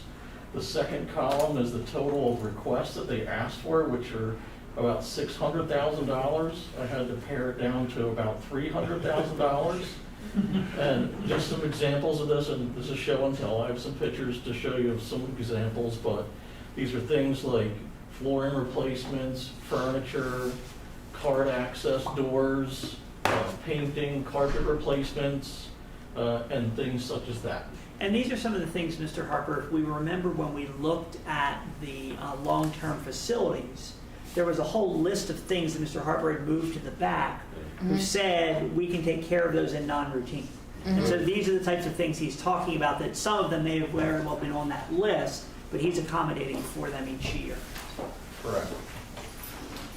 So some examples in the show and tell. So these are all from South Middle School. The first on the left is a scoreboard in their gym. This is the old incandescent type of board where the sockets burn out. You can't get parts for them. I think 2 years ago we replaced a similar scoreboard at Central Middle School. And conveniently, they have an assistant principal that went from Central to South, and he's like, I need the same kind of scoreboard. So that was one of their requests. He should have negotiated that in the move. So some others, obviously, there's some masonry problems in the building. These are benches outside that are degrading, falling apart. We need to do some repairs there. Not only are they unsightly, they're safety concerns. So that's how they made the list this year. This is Daibler Elementary, and this is kind of a unique request. The principal asked that we change the way that their office flows, the main office, and how they interact with visitors and substitute teachers. So this is, as soon as you enter from outside, this is the vestibule. And the door that's kind of highlighted here, based on Pennsylvania State Police best practices, they recommend that you don't let people enter the office directly. For the next step, once you're in your building, that you get a transaction window. So if people don't need to get into the office, they're in the vestibule and they do their transaction from that point, not enter the office. Right now, you get buzzed in outside, you get buzzed directly into the office, and there you are into the school where you could pass go if you really wanted to. So their request is to try to alter that. Obviously, COVID's kind of inspired some of these things. But that's the request, and simply the way that this is going to work, the door and the windows change place, and there's a transaction window that will go in place of the door. Yeah. Moving on, so this is Family Consumer Sciences countertops and sinks here at the high school. So there's at least 2 labs here from Family Consumer Science, and they're Formica with particle board. Anytime you have that and add 10 years to it over time, you start to get the warping, water gets in behind the caulk joints, the wood swells up, you can't fix it. We've repaired it many times over the years, but we're pushing pretty far into it, and it's kind of a safety concern at this point. Once you start to get bacteria in the wood, it's just bad. So we're gonna replace it with solid surface countertops, something similar to Corian. And we're gonna do that project in-house. Moving on, so this is a project we've talked about previously, and this is a phased project. So at South Middle School, their auditorium, we've been doing phased sound system and lighting changes, and with always keeping in mind, there's kind of an uncertainty, what are we gonna do with the auditorium at some point? And everything that we're doing is modular. If we do decide to do something different in the future, these can be moved, added to, reconfigured. So everything we're doing is benefiting the space currently, and it can be used in the future. It's LED technology. This will be the 3rd-year phase of it, of the projects that we've been doing. The first one was basic infrastructure. We started adding some LED light, and this year we'll be doing more of the stage lighting in LED. Here's some additional ones, and this is my last show and tell part of this part. And this is just painting, carpet replacement. I think these are all from Seiler, but all the schools have similar needs throughout because of age and just condition, maintaining the paint and those surfaces. That's non-routine budget, which is now going to be incorporated into the 2600 function, which is all of operations. So I've tried to make it so you can see the numbers. I don't know how well you can see them the farther back you go, but the way that this is laid out, the first couple of columns are the function objects and the description. The darker blue is the actual from 2018 to the variance between green versus gray. So I'm going to try to just stay on the budget variance numbers. If there's any questions about any other line items, there's probably 4 or 5 more pages like this that's broken down so you can see it. So the first budget variance is $34,000, and this line item is for general property and liability insurance. This is based on a quote that we received. $34,000 was the number expected at this point. We think that may come down, but to have a budget number in there based on the quote we received, this is the new number. It's $314,000. Any explanation for the increase? I don't know what that is. I just know that we got a quote for comparable insurance for last year, and that's the new number. Two things, Mr. Kraus. The market is very hard right now in the insurance market. And two is that each year our insurable values with our valuation goes up because our property values are worth more. So this general liability and our property insurance is based on the value of all of our properties. So it seems like every year this one has some escalation in it because of our values. But the market you'll see all of our insurance lines are up because of the insurance market is a very difficult market right now because of the pandemic. And do you think that's across the board and it wouldn't pay us to shop that, or? Every insurance market is that way across the board. It's a big hit, eh? So I guess I'll fast forward to the end. This whole budget is budget neutral. This is about reallocating and shifting things around, trying to put budget numbers where they are spent from, or if you have increases, taking from another pot to try to switch that. So there's not an increase or a reduction in the total end of the budget. So there's a negative 1,000 in this, and it's under the tech supplies and fees. The $18,000 is our work order system, our preventive maintenance system, our facility scheduling. They're all school dude products. And the reduction is because we moved Raptor into a safety and security budget code, just reallocating where they make more sense to be paid. Any questions from this slide? Okay, so this is utility use, and it is, the far left side is 2009, although those numbers are too small for me this far, and it goes up to 2020. So this is, again, 2009 to 2020, and in 2020, obviously, we shut our buildings down for several weeks, which means we didn't turn things off because that causes other problems. We did unoccupied so that we reduced and we saved utilities, and I think that's what you see here in that reduction. There could be some other things that explain maybe some electric reductions, like our harmonics and the things that we did, but I think it's safe to say that this is a major COVID reduction. And next slide is going to be the budget numbers. Okay, I have a question while we're here, and I think it's relevant. As I recall, Mr. Daibler, when we talked about fuel and fuel oil specifically, we were under contract to take fuel even though we were closed, right? We were under contract to use the fuel. And that's not these line items. That was the gasoline and diesel fuel for the school buses. So what happened was the contract basically got pushed into the next year. Okay. With and once we got past July 1st, they added like a little bit of a penalty because we were outside of the contract year. It wasn't a lot, but we have to basically use up our gallons that we were committed to. Right. Of course, I was just kind of curious what happened to that, because I remember we had the discussion. we're using it. Okay. We're using up those gallons. So. And we also talked about getting quotes to add those additional units that helped us with our electric savings. Where are we on that? So I have those quotes. We're kind of watching to make sure that validating the data, because there was a COVID period during that time to say it's not directly apples for apples. I can't compare last year to this year because of that shutdown. really wanted to just look at it a little bit longer so that we can get a better apples for apples comparison to show that it was that effective. And you're talking the line conditioners, right? Okay. Yeah.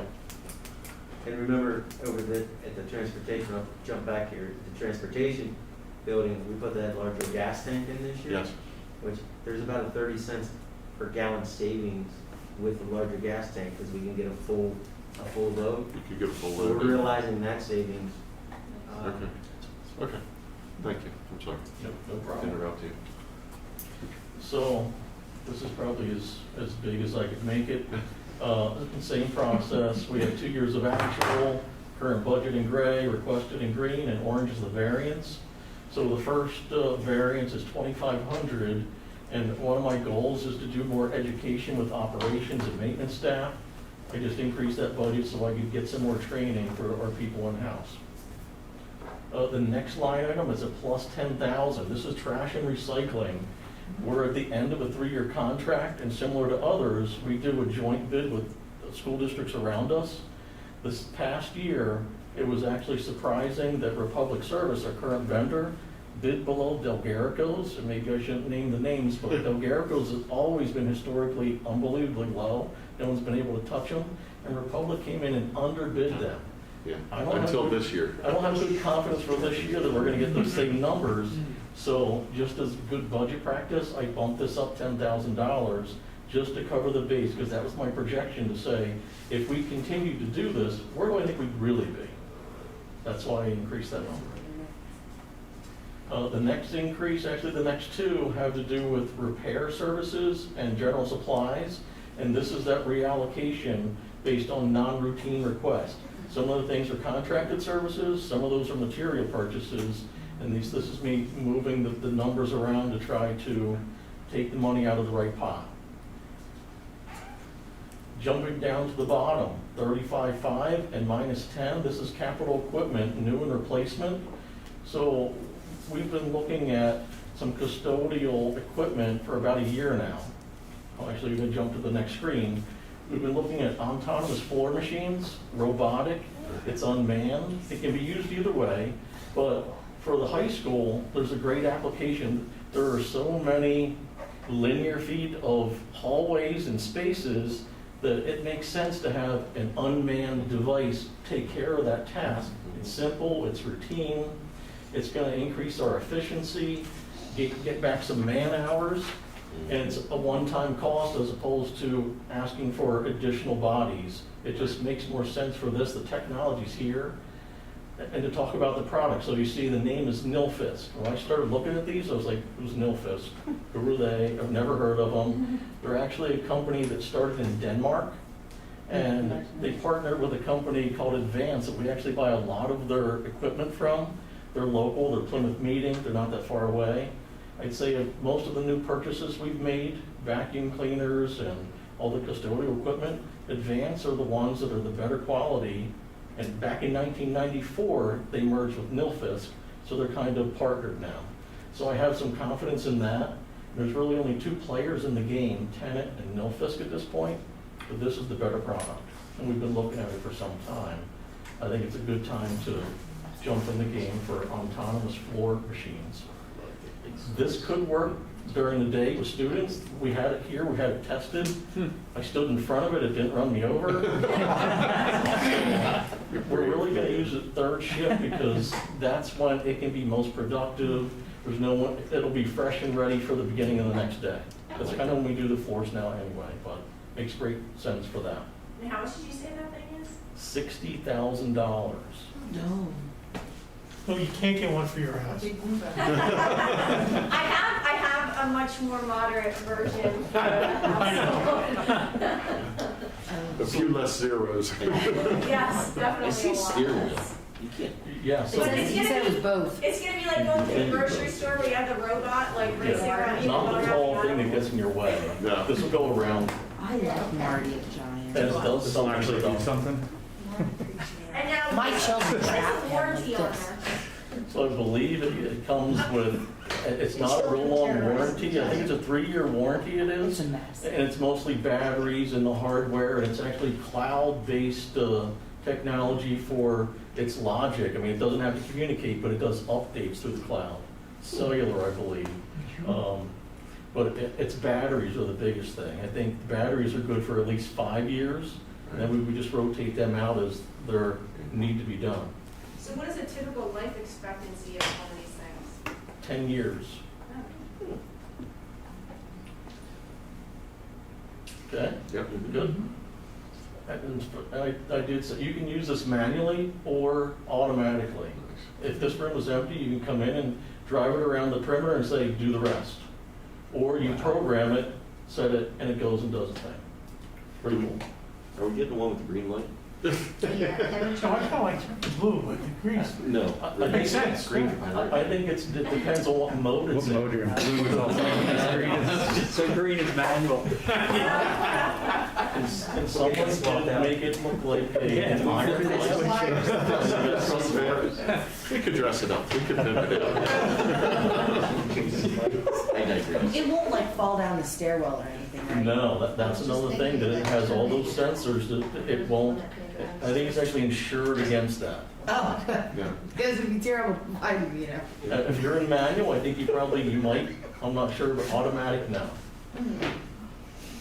Okay, so this is the 2630s and 2640s, kind of all wrapped around in the grounds scenario.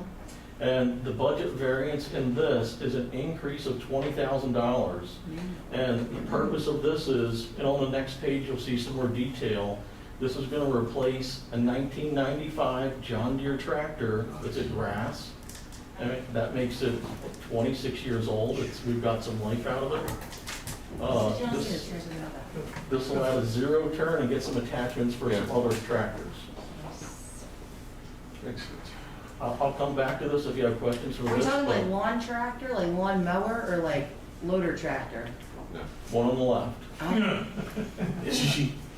That's I like it. 95. That's I mean, it looks like it's in great shape because they've maintained it, but the application, we actually have two of these. There's one at Siler and one at Grass. It really just doesn't suit the application for lawn mowing and snow removal. It's good at some things, but it doesn't do both very well. We wouldn't replace it in like kind. So what are we doing, so we sell those on the market, or? Right, so we Put a public surplus. And we did put the last round of items on surplus, and we got the asking price. So we did a Steiner tractor and a John Deere, which we got asking price for them.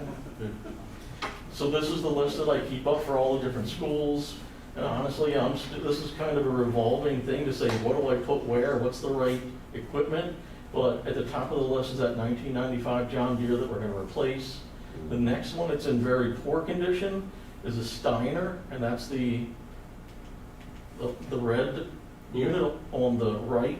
We're going to keep that for another year for just snow removal, but we're going to add a zero turn because that's more of the right tool to do the job for the grass cutting part. But this is the list as we evolve and reevaluate those. These are what they have at the different schools, ages, models, and we just keep the list running. And again, trying to have the right tool for the job at the different schools. Oh, yeah. And show and tell part. That is awesome that they're still running and they're still. 26 years old, 21 years old. That's awesome. I mean, that's great.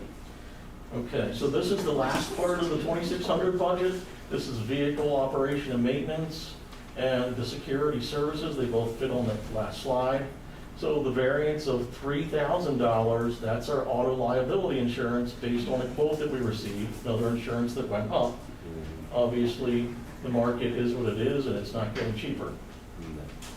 And we will get another quote before it comes. That was just an estimate at this time. So the price could change, but that was the estimate to work with when we needed to submit the budget. So now one you'll like better, a minus $105,000. We like that one. I like that. So you have to say why, where'd that go? It doesn't matter. You made it disappear. But yet there still remains $70,000. So this is a replacement of a vehicle, and I'll show you on the next slide what vehicle that is and why. But $70,000 gets us a medium dump truck, which is critical in our salting operations and plow. The 175 was a large dump truck and a backhoe loader that was approved for last time. The only other change here is that $7,000 is the final line item. That's the Raptor fees that we're just reallocating where it makes more sense under the security services budget. Here's the vehicle list, similar as the grounds equipment list. We're replacing the 1998 Chevy dump truck in red with 111,000 miles on it. And again, another revolving list. We may actually keep that and replace it with the item on the bottom. We keep a pickup truck out of Bedminster just for plowing. And I'm thinking this one's a little bit in better shape than 1994 that's out there now. We may swap them. That looked good in my driveway one on the top. This is the last show and tell. This is the 1998, 23-year-old dump truck. They've taken good care of it, but it's time to send it to a different pasture. Can you just take the dump body off if it works just fine, put it on another truck? So Isn't it, it's hydraulic and all right, it looks fine, it's not rusted? then we'll probably use it out of Bedminster's likely. I mean, it could use some refurbishing, but it's kind of at an end of life. This is based on transportation saying it's becoming problematic because of its age. It's not totally rusting through, but I did take a picture of the inside. There's a significant rust. Yeah, we could put a stainless steel dump on it for sure if we wanted to Is the increase that truck one there or the there. body there? I think it's kind of the whole. It's the mechanical. It operates okay now. It's just we need this for salting. If it breaks down, Yeah. we're in a bind because we need to get to all 11 schools with 3 vehicles. And they can only hold so much salt at one time. You can reload and do It's that. like anything, it's going to nickel and dime you to death at that age. And again, it's 23 years old. They've taken pretty good care of it. It's just becoming problematic. If we just use it at one school, I think it'll serve that purpose for another few years. Yeah.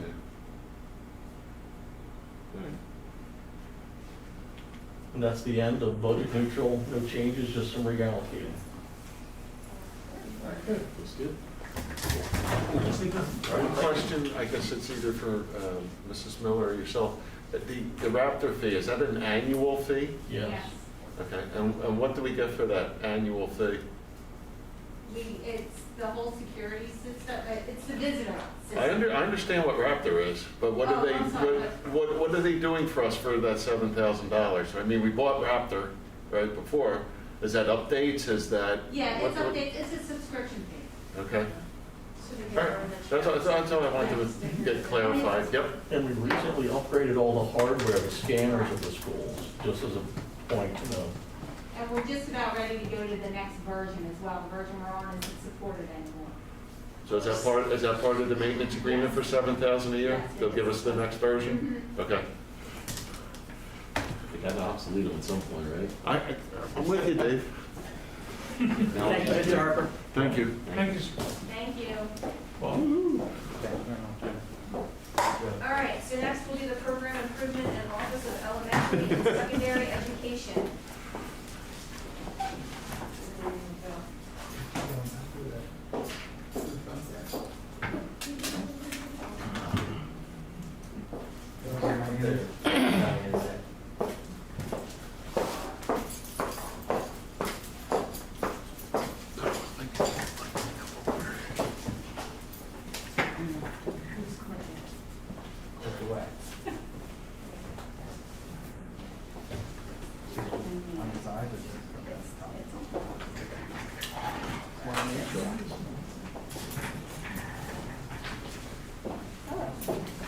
Good evening, everyone.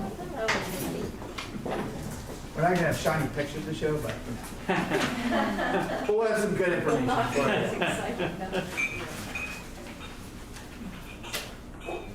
You should The just bottom. insert kids learning in each of the The pages bottom, now not to. the top and the bottom. No, just below where your finger was, the minus, there you go. Seems like you've got. Yeah, I agree. Good evening, everyone. We'll begin the budget. This is an overview. You'll see we have the program improvement budget, and then we'll have the assistant superintendent for elementary and then assistant superintendent for secondary budget. You'll notice program improvement budget has decreased significantly, and you'll see on the next slide that there have been years when we have been to the high $300,000 for program improvement when we were doing a STEM program and such. This year, we have had not just COVID happen, so our focus was shifted, but our main focus this year in the curriculum office has been writing curriculum. So we did not have any major projects this year. And you'll see that, I mean, it's down $100,000, and we really focused on textbook replacement and such. So if you move, and you'll see with the elementary education budget, Dr. Abarczyk will actually explain that. And then the secondary education budget has increased as well, and I'll go over the reasons why that has happened. On the next slide, this is where you're going to see, you know, what I alluded to with program improvement. You'll see there in 2017 and 18 and years following, we created new programs, and that is the whole idea behind that budget. And here we sit significantly lower, but what we want you to know is there was no reason to move forward with larger purchases last year. And our emphasis is on writing the curriculum. And out of that curriculum, next year, we will be coming to you with different projects. One that we've already talked about this year is college and career pathways at the high school. So as that grows, you'll see that in program improvement. And then Dr. Abarczyk has several items for program improvement for next year as well.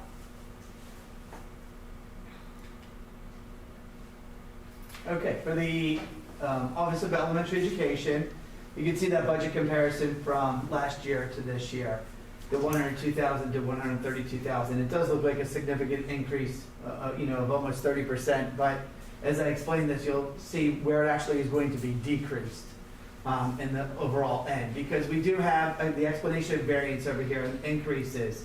We do have Alice, the online training piece, which is our intruder component of our security system. There is a $12,000 fee for that, to have that license and to maintain that safety within the classrooms. But as you can see down at the bottom where it's asterisk, the Alice will be coming through the federal funding. We can take that through Title IV funding to offset our cost, because it is part of our safety features of our district. One area that we had not anticipated an increase in, because prior to COVID, and which we are kind of understanding that we may have an increase still next year, is the elementary cyber learning. This year there was a significant increase with the number of students who participated in the Penn cyber program. So we are anticipating that again for next year, as we still have some unknowns. So we are going to be including that as part of the budget increase. But again, if you look down below, there is that part of ESSER's 2 grant that we will be utilizing that funding to offset the cost of the increase in cyber learning for our students. There is a $3,500 ongoing expense for a PAE-TEP, which is our teacher evaluation system.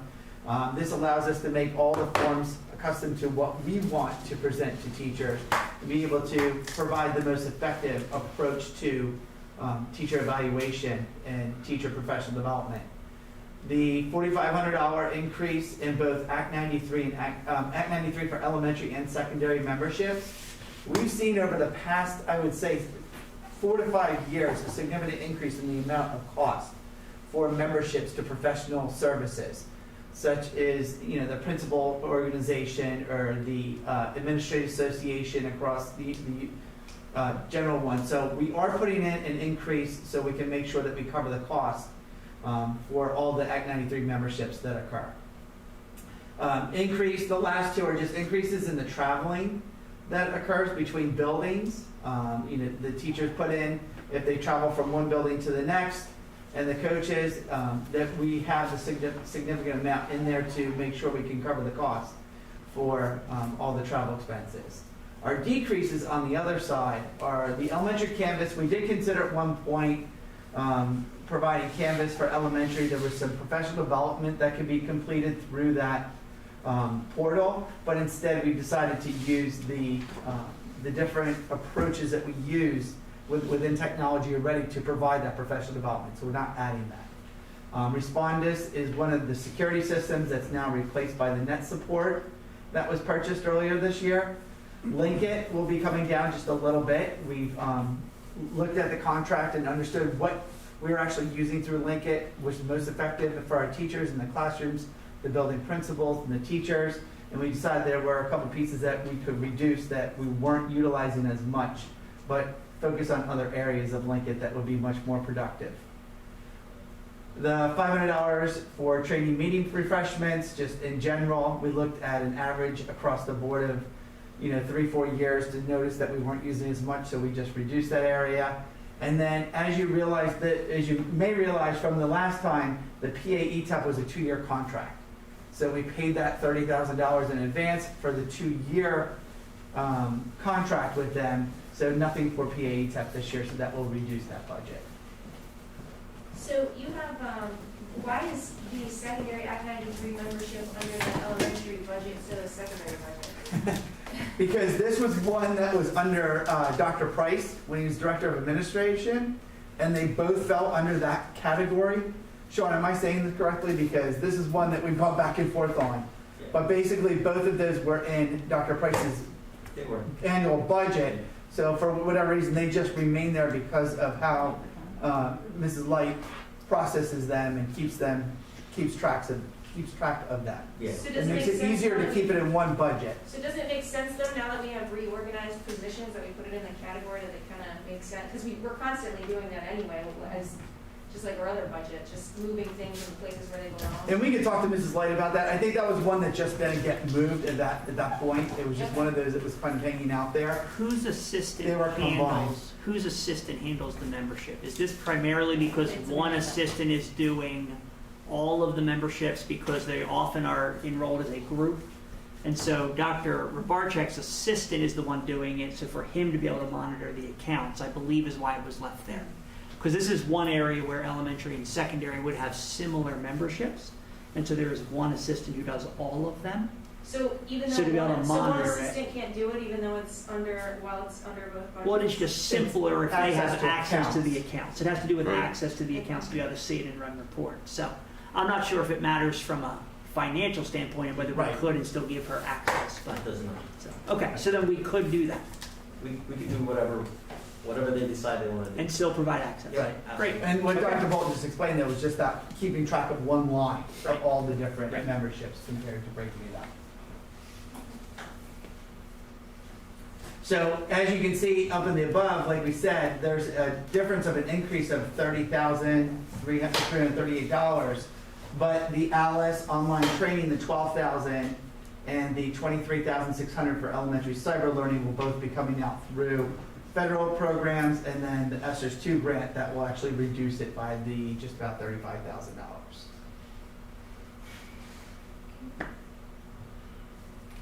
Any other questions about elementary?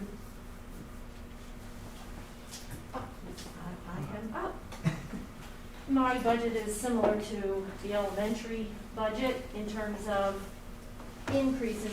The reason why this budget is increasing for secondary traveling teachers' mileage, that is the teachers who go from one middle school to the next or to the high school, world language teachers and such, that's what that account is. The coaches' mileage is increased because we looked at the trends over the, I think it was 2 to 3 years, plus we have an additional coach, so that's why we increased that. Staff development, professional development, we increased it not significantly, right, so we increased that just a little bit, I think just between Dr. Barchek's budget and mine, we just split it. So we took $1,000 and he got $500, and I took the other $5. Meeting refreshments, we don't really, as Dr. Barchek's noted, we don't really spend a whole lot of money on that, but I will say, and I'm happy to say, when we have brought in refreshments this year, we have used the tech school, and they have been very, first of all, it's delicious. We like to have our students, right? We want to do that. And they deliver to us. which has been fantastic. So, and there's no reason to Reasonable. Oh my gosh, there's no reason to price. So we're kind of excited about that, to continue to use them. Dr. Barczyk talked about the $2,000 decrease in Linkit, and they were really for these one-page forms that we figured out how to do it ourselves, so we didn't pay for it anymore. So that's what that was. Respondus is the lockdown browser that we formerly paid for, but that is a part of net support, so we didn't need that, so we eliminated it. Our book orders and books, these are professional books for when the coaches or certain book clubs are happening in schools and such. Typically that came out of my budget. We're going to be using Title II funding for that, and that's why that was decreased. And the same as Dr. Barczyk talked about, PA ETEP, we paid $30,000 last year, so basically that column of decreases adds up to the $16,000 that we do not have this year. So the secondary budget is down almost 10%. And then that's Well, the bottom, the little asterisks there, the secondary cyber learning, secondary did not increase significantly this year. We had $75,000 budgeted the last couple of years. We anticipated the same for this coming year, and that will be taken out through the ESSER grant, so the budget will be $75,000 less than you see. Okay? So overall, between the two budgets, minus those pieces that are coming out of ESSERS and title money, but generally, if you had those all in the budget itself included, we'd be down about $94,000, of about almost 18% decrease. And that is it. I like this. I know, we can like that. show and. Negative numbers are good tonight. Run the school. Depends, you're on next, right? Let's see how you do. General fund. That's right. So one interesting point is that we can use ESSER's money to pay for our own online cyber program, but we are not allowed to use ESSER's money to pay for cyber charter school bills. Isn't that nice? Thank you both. They can't possibly fund one of the mandates that they put on us. Exactly. Ooh, this is new. Use the negative, the minus sign, not the plus sign. On the That's front. why we Yeah. get pretty. No, not on the side. No, on the top. No, on the top. What's the bottom of the button? A little sun, What's right above that? negative, That's the or one. down there. Yeah, negative Go is down down. there. Yep. There you go. All right, my first passing test. That was the $500 in technology training that we had. You see how he has to walk me slowly? He's like, come on, buddy, you can get this. One more step. You did great. All right, here's where we're at. Goes with the budget presentation tonight. I want to spend some time just talking about our successes and our concerns with COVID-19. Take a look at the district's capital projects fund. Again, just to review, you've seen that a number of times. Review the debt service, talk about tech school debt a little bit. Tell you where we're at with 21-22 budget, and tell you where we're going. Or hopefully we'll figure out a path. Successes for COVID-19. We opened all of our schools on time. That was an amazing success. We gave parents choices concerning the mode of instruction for the kids. It was an amazing. Sorry, could you read that first one again? Open on time. We opened all of Penn Ridge School District schools on time this year, and it has to do with our superintendent, our assistant superintendents, and the job they did. Yeah. For sure. And our teachers and our parents and our board. Everybody. Yep. Right. But it all starts with the guy at the top, right? We utilized CARES Act and ESSER funding to ensure school safety. We spent that money on cleaning products, cleaning equipment, plexiglass, anything and everything, and dividers, just anything to keep people away from each other. Masks, PPE, and other PPE, just the list goes on and on.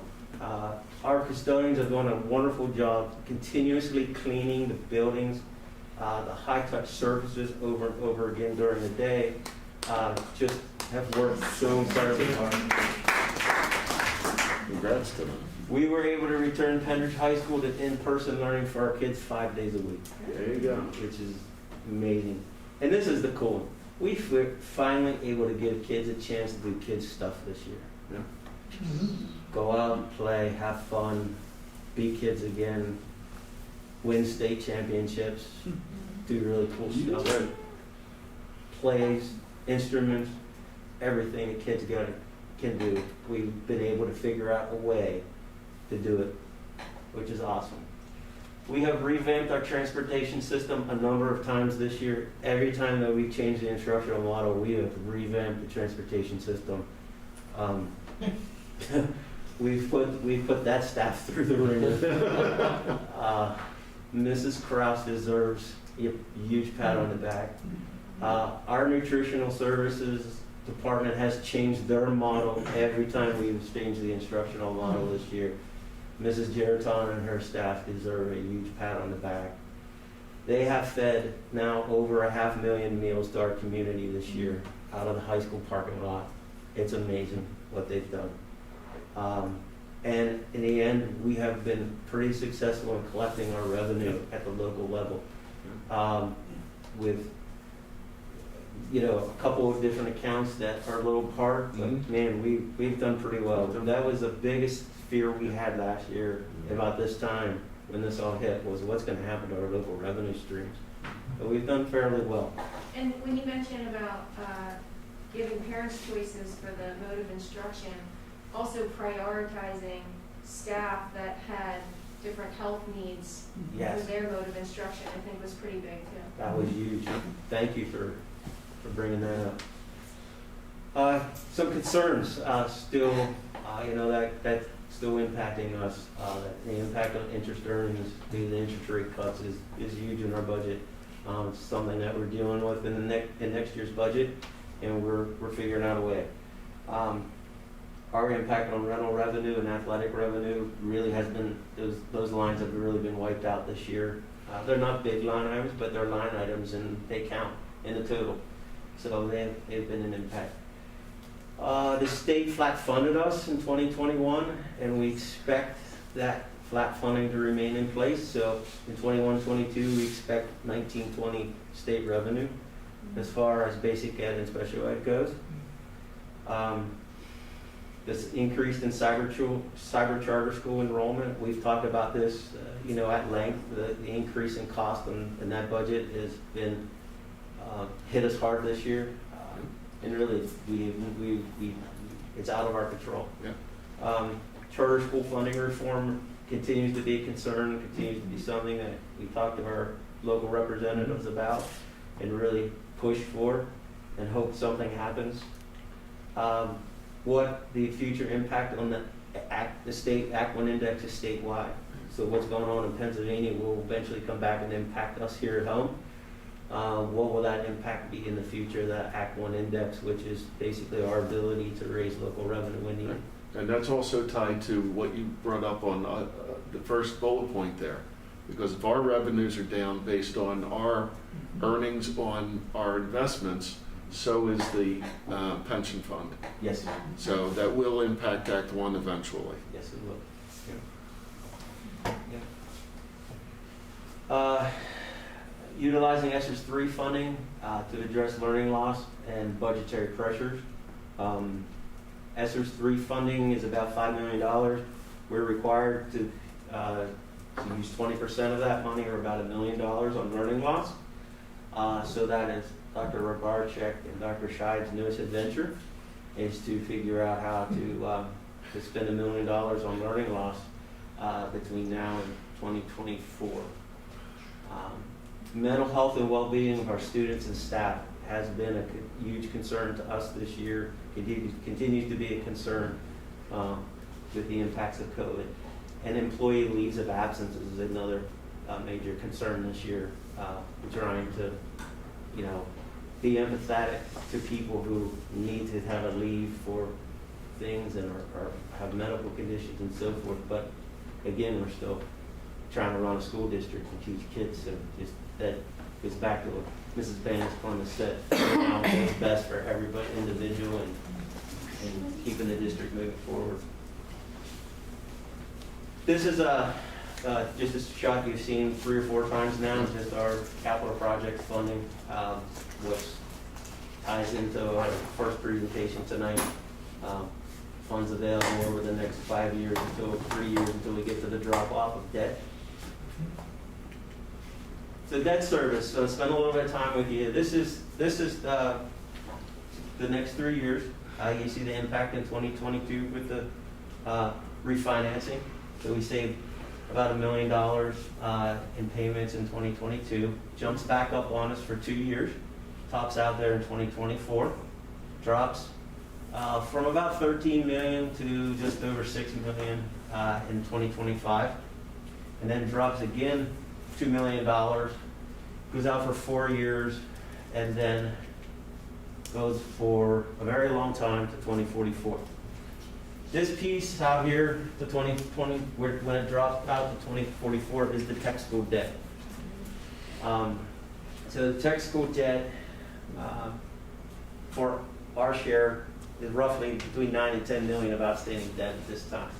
And we talked about the tech school debt a little bit last month. It's callable on May 15th, 2022. So that's a time where we will be able to refinance that debt. I did have a conversation with our bond counsel and PNC about the tech school debt. When we get to refinancing in May of 2022, we have really a couple of options. We can refinance as a team with the Quakertown through the tech school, like the debt was placed previously, or we could split apart at that point in time, and we could do that on our own without the permission of our partner school districts and go our own way. We can do that at the refinancing.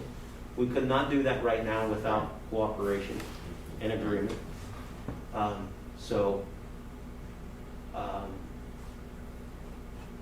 And on that note, if you refinance with them, then you are averaging your rating, and our rating is much higher.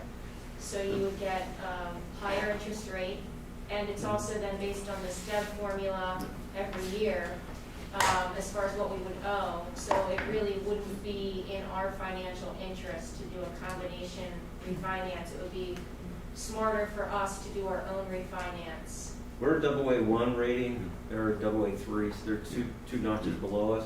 I would agree with you, Mrs. Banks-Clemens, that would be smarter for us to separate out at that point and go our own way, because in a few years, we have many options.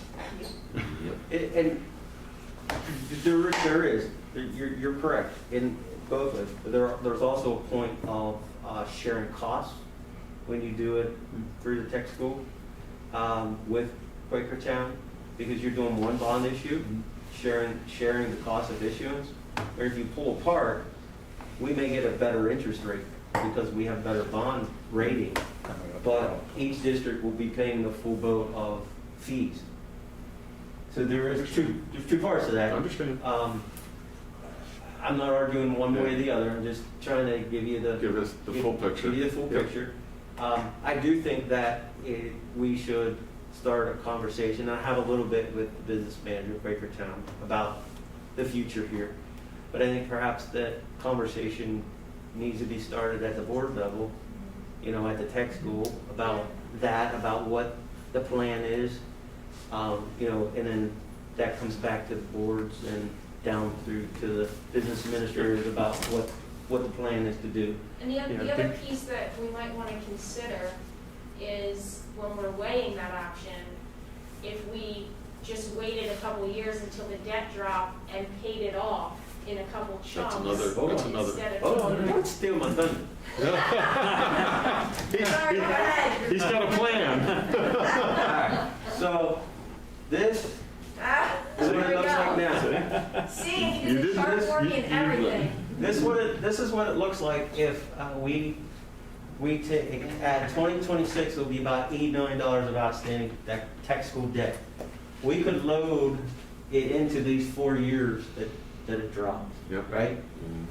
And that's about $2 million in debt a year over those 4 years.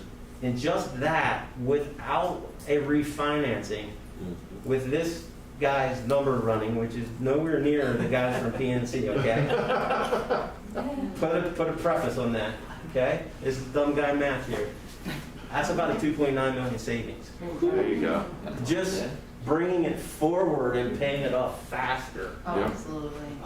However, did you ask how that works if we're making 4 payments, right? And based on the fact that it's the STEB formula of that year, right? So let's say we pay off 25% of it. Obviously, this, you know, we need to be able to make sure that they're giving us credit that we paid off that large chunk, so we're not still paying the same percentage of the whole the following year. Do you know what I mean? So we've got to make sure that we have something. We want to make sure we get the credit for it. That's all you're saying. Yeah, that's exactly what I'm saying. You have to have- Everything with the credit for Because it. the contract we have itself wouldn't give us credit, so we would have to get something in writing that we're agreeing to do that, so that we don't pay that, and they say, well, thank you for making that payment for us, that was awesome. Yeah, exactly. You would have to, if you did it as a joint refinancing, right? You would have to create a schedule of repayment at the time of the refinancing, and we would have to say, we want to pay our share. We know that we owe roughly $8 million left on our share. Yeah. This is how we want to pay it off in these 4 years, and we want to be done at 2029. The Quaker Town may say, well, we want to be done with ours at 2035. Yeah. Or they may say, we want to be done at 2026, because we have a gap that we want to just get rid of ours too. Or they may want to do the same thing we do. I don't know. Or you separate, and when you refinance, the calculation is done as how much does each owe. You refinance for that amount, you pay it off, and then it's all on our own. We have our numbers. There's no more calculations or anything like that. This is our share, and we'll set it up on a repayment plan the way we want to which makes sense for us. Yeah. So just this gets us out of debt at 2029 completely. And I want to be clear, under this scenario, which saves about $3 million, and that's without refinancing, That's what he's right. the district would be completely debt-free in 2029. Yes. Completely debt-free. Yeah. Yeah. Now, what this scenario does do, and I'll warn you, is over these 4 years, it cuts off about $8 million from what we would have put in capital projects. That's okay. But being debt-free. But it's roughly $2 million a year though that we'll lose out of capital. Yes. So we're gaining 6 and losing Right. 2. We Right. still got 4 Yes. that we can drop in Yes. there. Yeah. Yes, yes. And we can obviously play with that too, I mean, not even necessarily making it 4 years, you know, depending on what makes sense with our capital plans.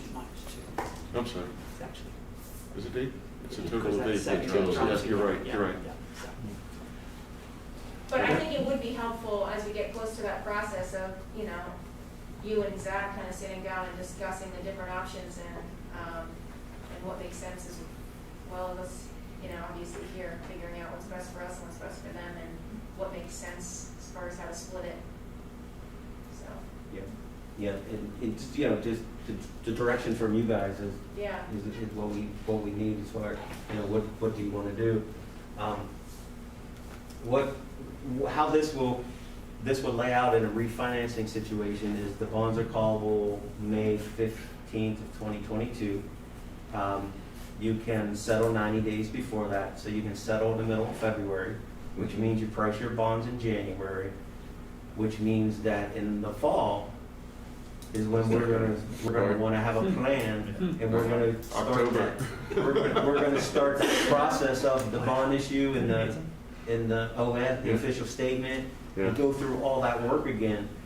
Well, we've just done it, so it's gonna be easier, but we have to go through that process. So this isn't a next June decision. This is a next couple of Right. months decision Right. where I need the direction of Yes. where, as a board, you want to be and where you want to go. And do I able to continue to use PNC? Mhm. continuing to use the same bond counsel and PNC that we just put in place last year?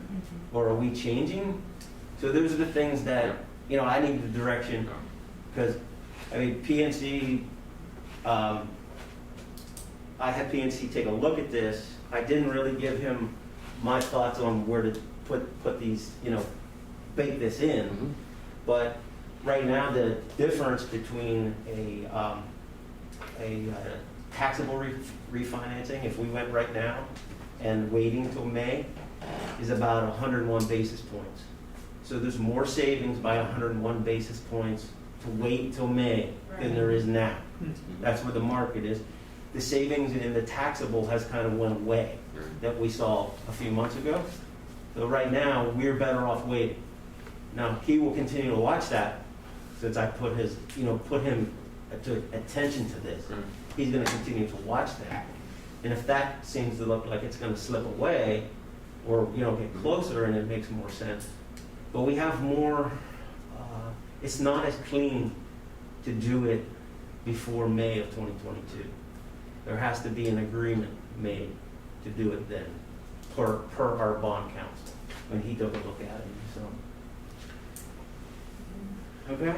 And back to your question, I'll turn it around a little bit and ask you, how has PNC been to work with? Have they been providing you with the service that you expect, and are they responsive to us, et cetera? They did, I think they did a good job on our issue. Okay. We really didn't have any problems. It closed well, it all went well. The bond counsel did a great job, I thought. Everybody did wonderful with that. Really, there hasn't been much activity, you know, with them or communication with them up until, you know, the last couple of weeks, whenever this question came up, and I reached back out to them, but both very responsive. I think the gentleman that's on bond counsel spent his weekend going through it, because I think I got to him on like a Wednesday, and he's like, I'm in a training session the rest of the week, but I'll look at it over the weekend. I got a little while, I don't need you to spend your weekend on it. He did it, and he was right back. So Didn't they ask us if we had more debt last time we did it? Like, they had so many people wanting to buy our debt. But we had a lot of bidders on our bonds. Yeah, we right? had a lot of people. And we were very attractive to the investors, as I Yeah. recall. Yep. And the timing of when they brought it to the market even had a lot to do with that as well. Yeah. So that's on PNC and the bond counsel that helped us with those elements. Yes.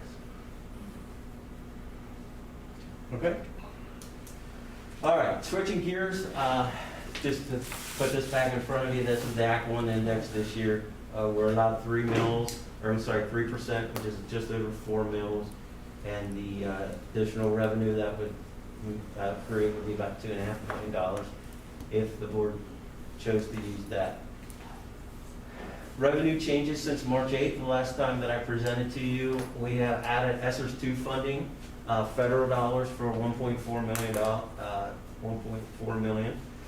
So that's our total changes in revenue. And we had talked about this. Our changes in expenditures is really a lot of swapping around and reductions. We cut about $461,000 from the expenditure side. These are all the changes that we went through with Dr. Dirk in the pupil services plan for special education. And so we increased salaries and benefits, reduced our contracted services with the intermediate unit. And we had a few other small changes that actually came from the assistant superintendent's budgets, that they decreased some line items between March 8th and now. So we've decreased expenditures by $461,000.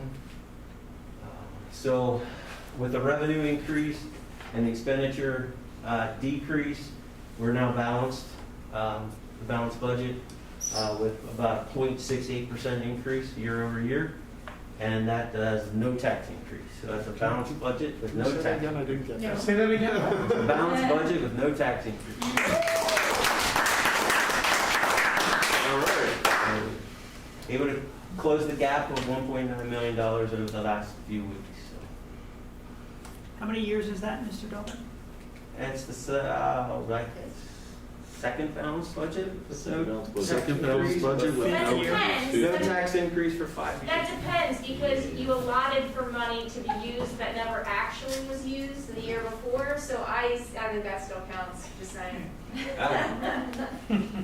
But that's 5 years without a tax increase? Yes. That's quite a tribute to Yep. to the board's work. Yep. And your work too, as the administration, Mr. Dolbert's work. So just thinking aloud, I know my brain's still back at the tech school thing, but it probably would benefit Quakertown too, not to refinance it, because it would keep that rating, it would keep they would still be under that other bond rating rather than their bond rating going off if they were by themselves. And so it might make sense, so financially for us to pay it off without refinancing it and just do 4 big chunks of money and make that deal with them, and then have them keep the loan as is. I mean, they'd have to play with it and get their counsel to pool the interest rates and all that kind of stuff both ways, but it may work out in their favor to let it run out on their end and us just pay off ours, so that might benefit them and us to do it that way instead of doing it as a refinance. Then they don't have to pay those fees all over again too. We don't either. So it'll be interesting, but I think it would are be. so significantly lower right now. Yeah, we're gonna save a lot of money with the refinancing. But they're probably, I would think they definitely want to refinance if they, Yeah. the interest rates are just so It's gonna save low. them money. Those interest rates going out to 2044, they're like 5% interest rates. Oh, So, Yeah. and they may very, exactly alluded. They're gonna want they may very well to wanna refinance shorten with it us, down. is what they're gonna want to do, So probably, They but. may very well want to shorten their run out also to save Yeah. money. So, I think we're done. I'll go. Just revenue summary, local and state's the same, federal is up, the 1.4 million. Expenditures, object summary, you can just see the changes that we made between this March 8th and April 12th. Salaries and benefits, professional services are down, salaries and benefits are up. So I have to wrap my head around that. That's 2.6 increase in benefits. That's Peasers, right? That's Peter's. Primarily? You remember, that's some Peter's also, that's shell game I'm playing with Yeah. health insurance. Yeah. All right. Well, I had to wrap my head back around it. Thank you for the reminder. And just the object summary, again, 46% in salaries, 27% in benefits, and the rest. The budget drivers, showing you that increased ESSERs, reduced major costs, IU services, reduced that to balance them up at 4.8 million, and we're down 1.9 and we're balanced. Requested positions, you saw this last month of just with the one up here in the shaded position as a position you saw. The rest of that I added are just the positions that we talked about last month with Dr. Durr. So that's the SWAT. Those are the new positions for the reduction in the IU budget. So there's nothing new here other than what Dr. Durr has already went over with you in detail. And these positions save us $460,000. Yes. Yeah. Right. Yes. Question back on the salaries. Does that take into account retirements? Yes. Okay. All right. I wanted to make sure that that's part of that number. Yep. That's the reason we can do that is because the board negotiated a February 1st date that they have to tell us they're going to retire. Yep. There used to be no date, and we were guessing it, still guessing at Yes. this point. So we were able to, you guys got March 1st, and then you got February 1st, Yep. and you made my life so much easier because I actually had good numbers to work with really early. That is a huge It's difference. huge. Yeah. So, and just the timeline, we're here on April 12th, we have another finance meeting on May 4th. First budget adoption date is May 10th at the voting meeting. And then the budget has to sit for 30 days, public inspection, we have to advertise that we're gonna adopt the budget. We have a budget, or a finance meeting on June 7th, and then on June 14th is the second passage of the budget, and then we will be off to the races of printing real estate tax bills. That's it. All right. Awesome. Thank you. You're welcome. Awesome. Mr. Daubert, that is a great job. Excellent. In terms of balancing that. That's it. All right, well, that concludes All of our agenda items, do we have any public comment? I'm refreshing. No, there is no public comment. Okay. The next finance committee meeting is scheduled for May 4th, 2021.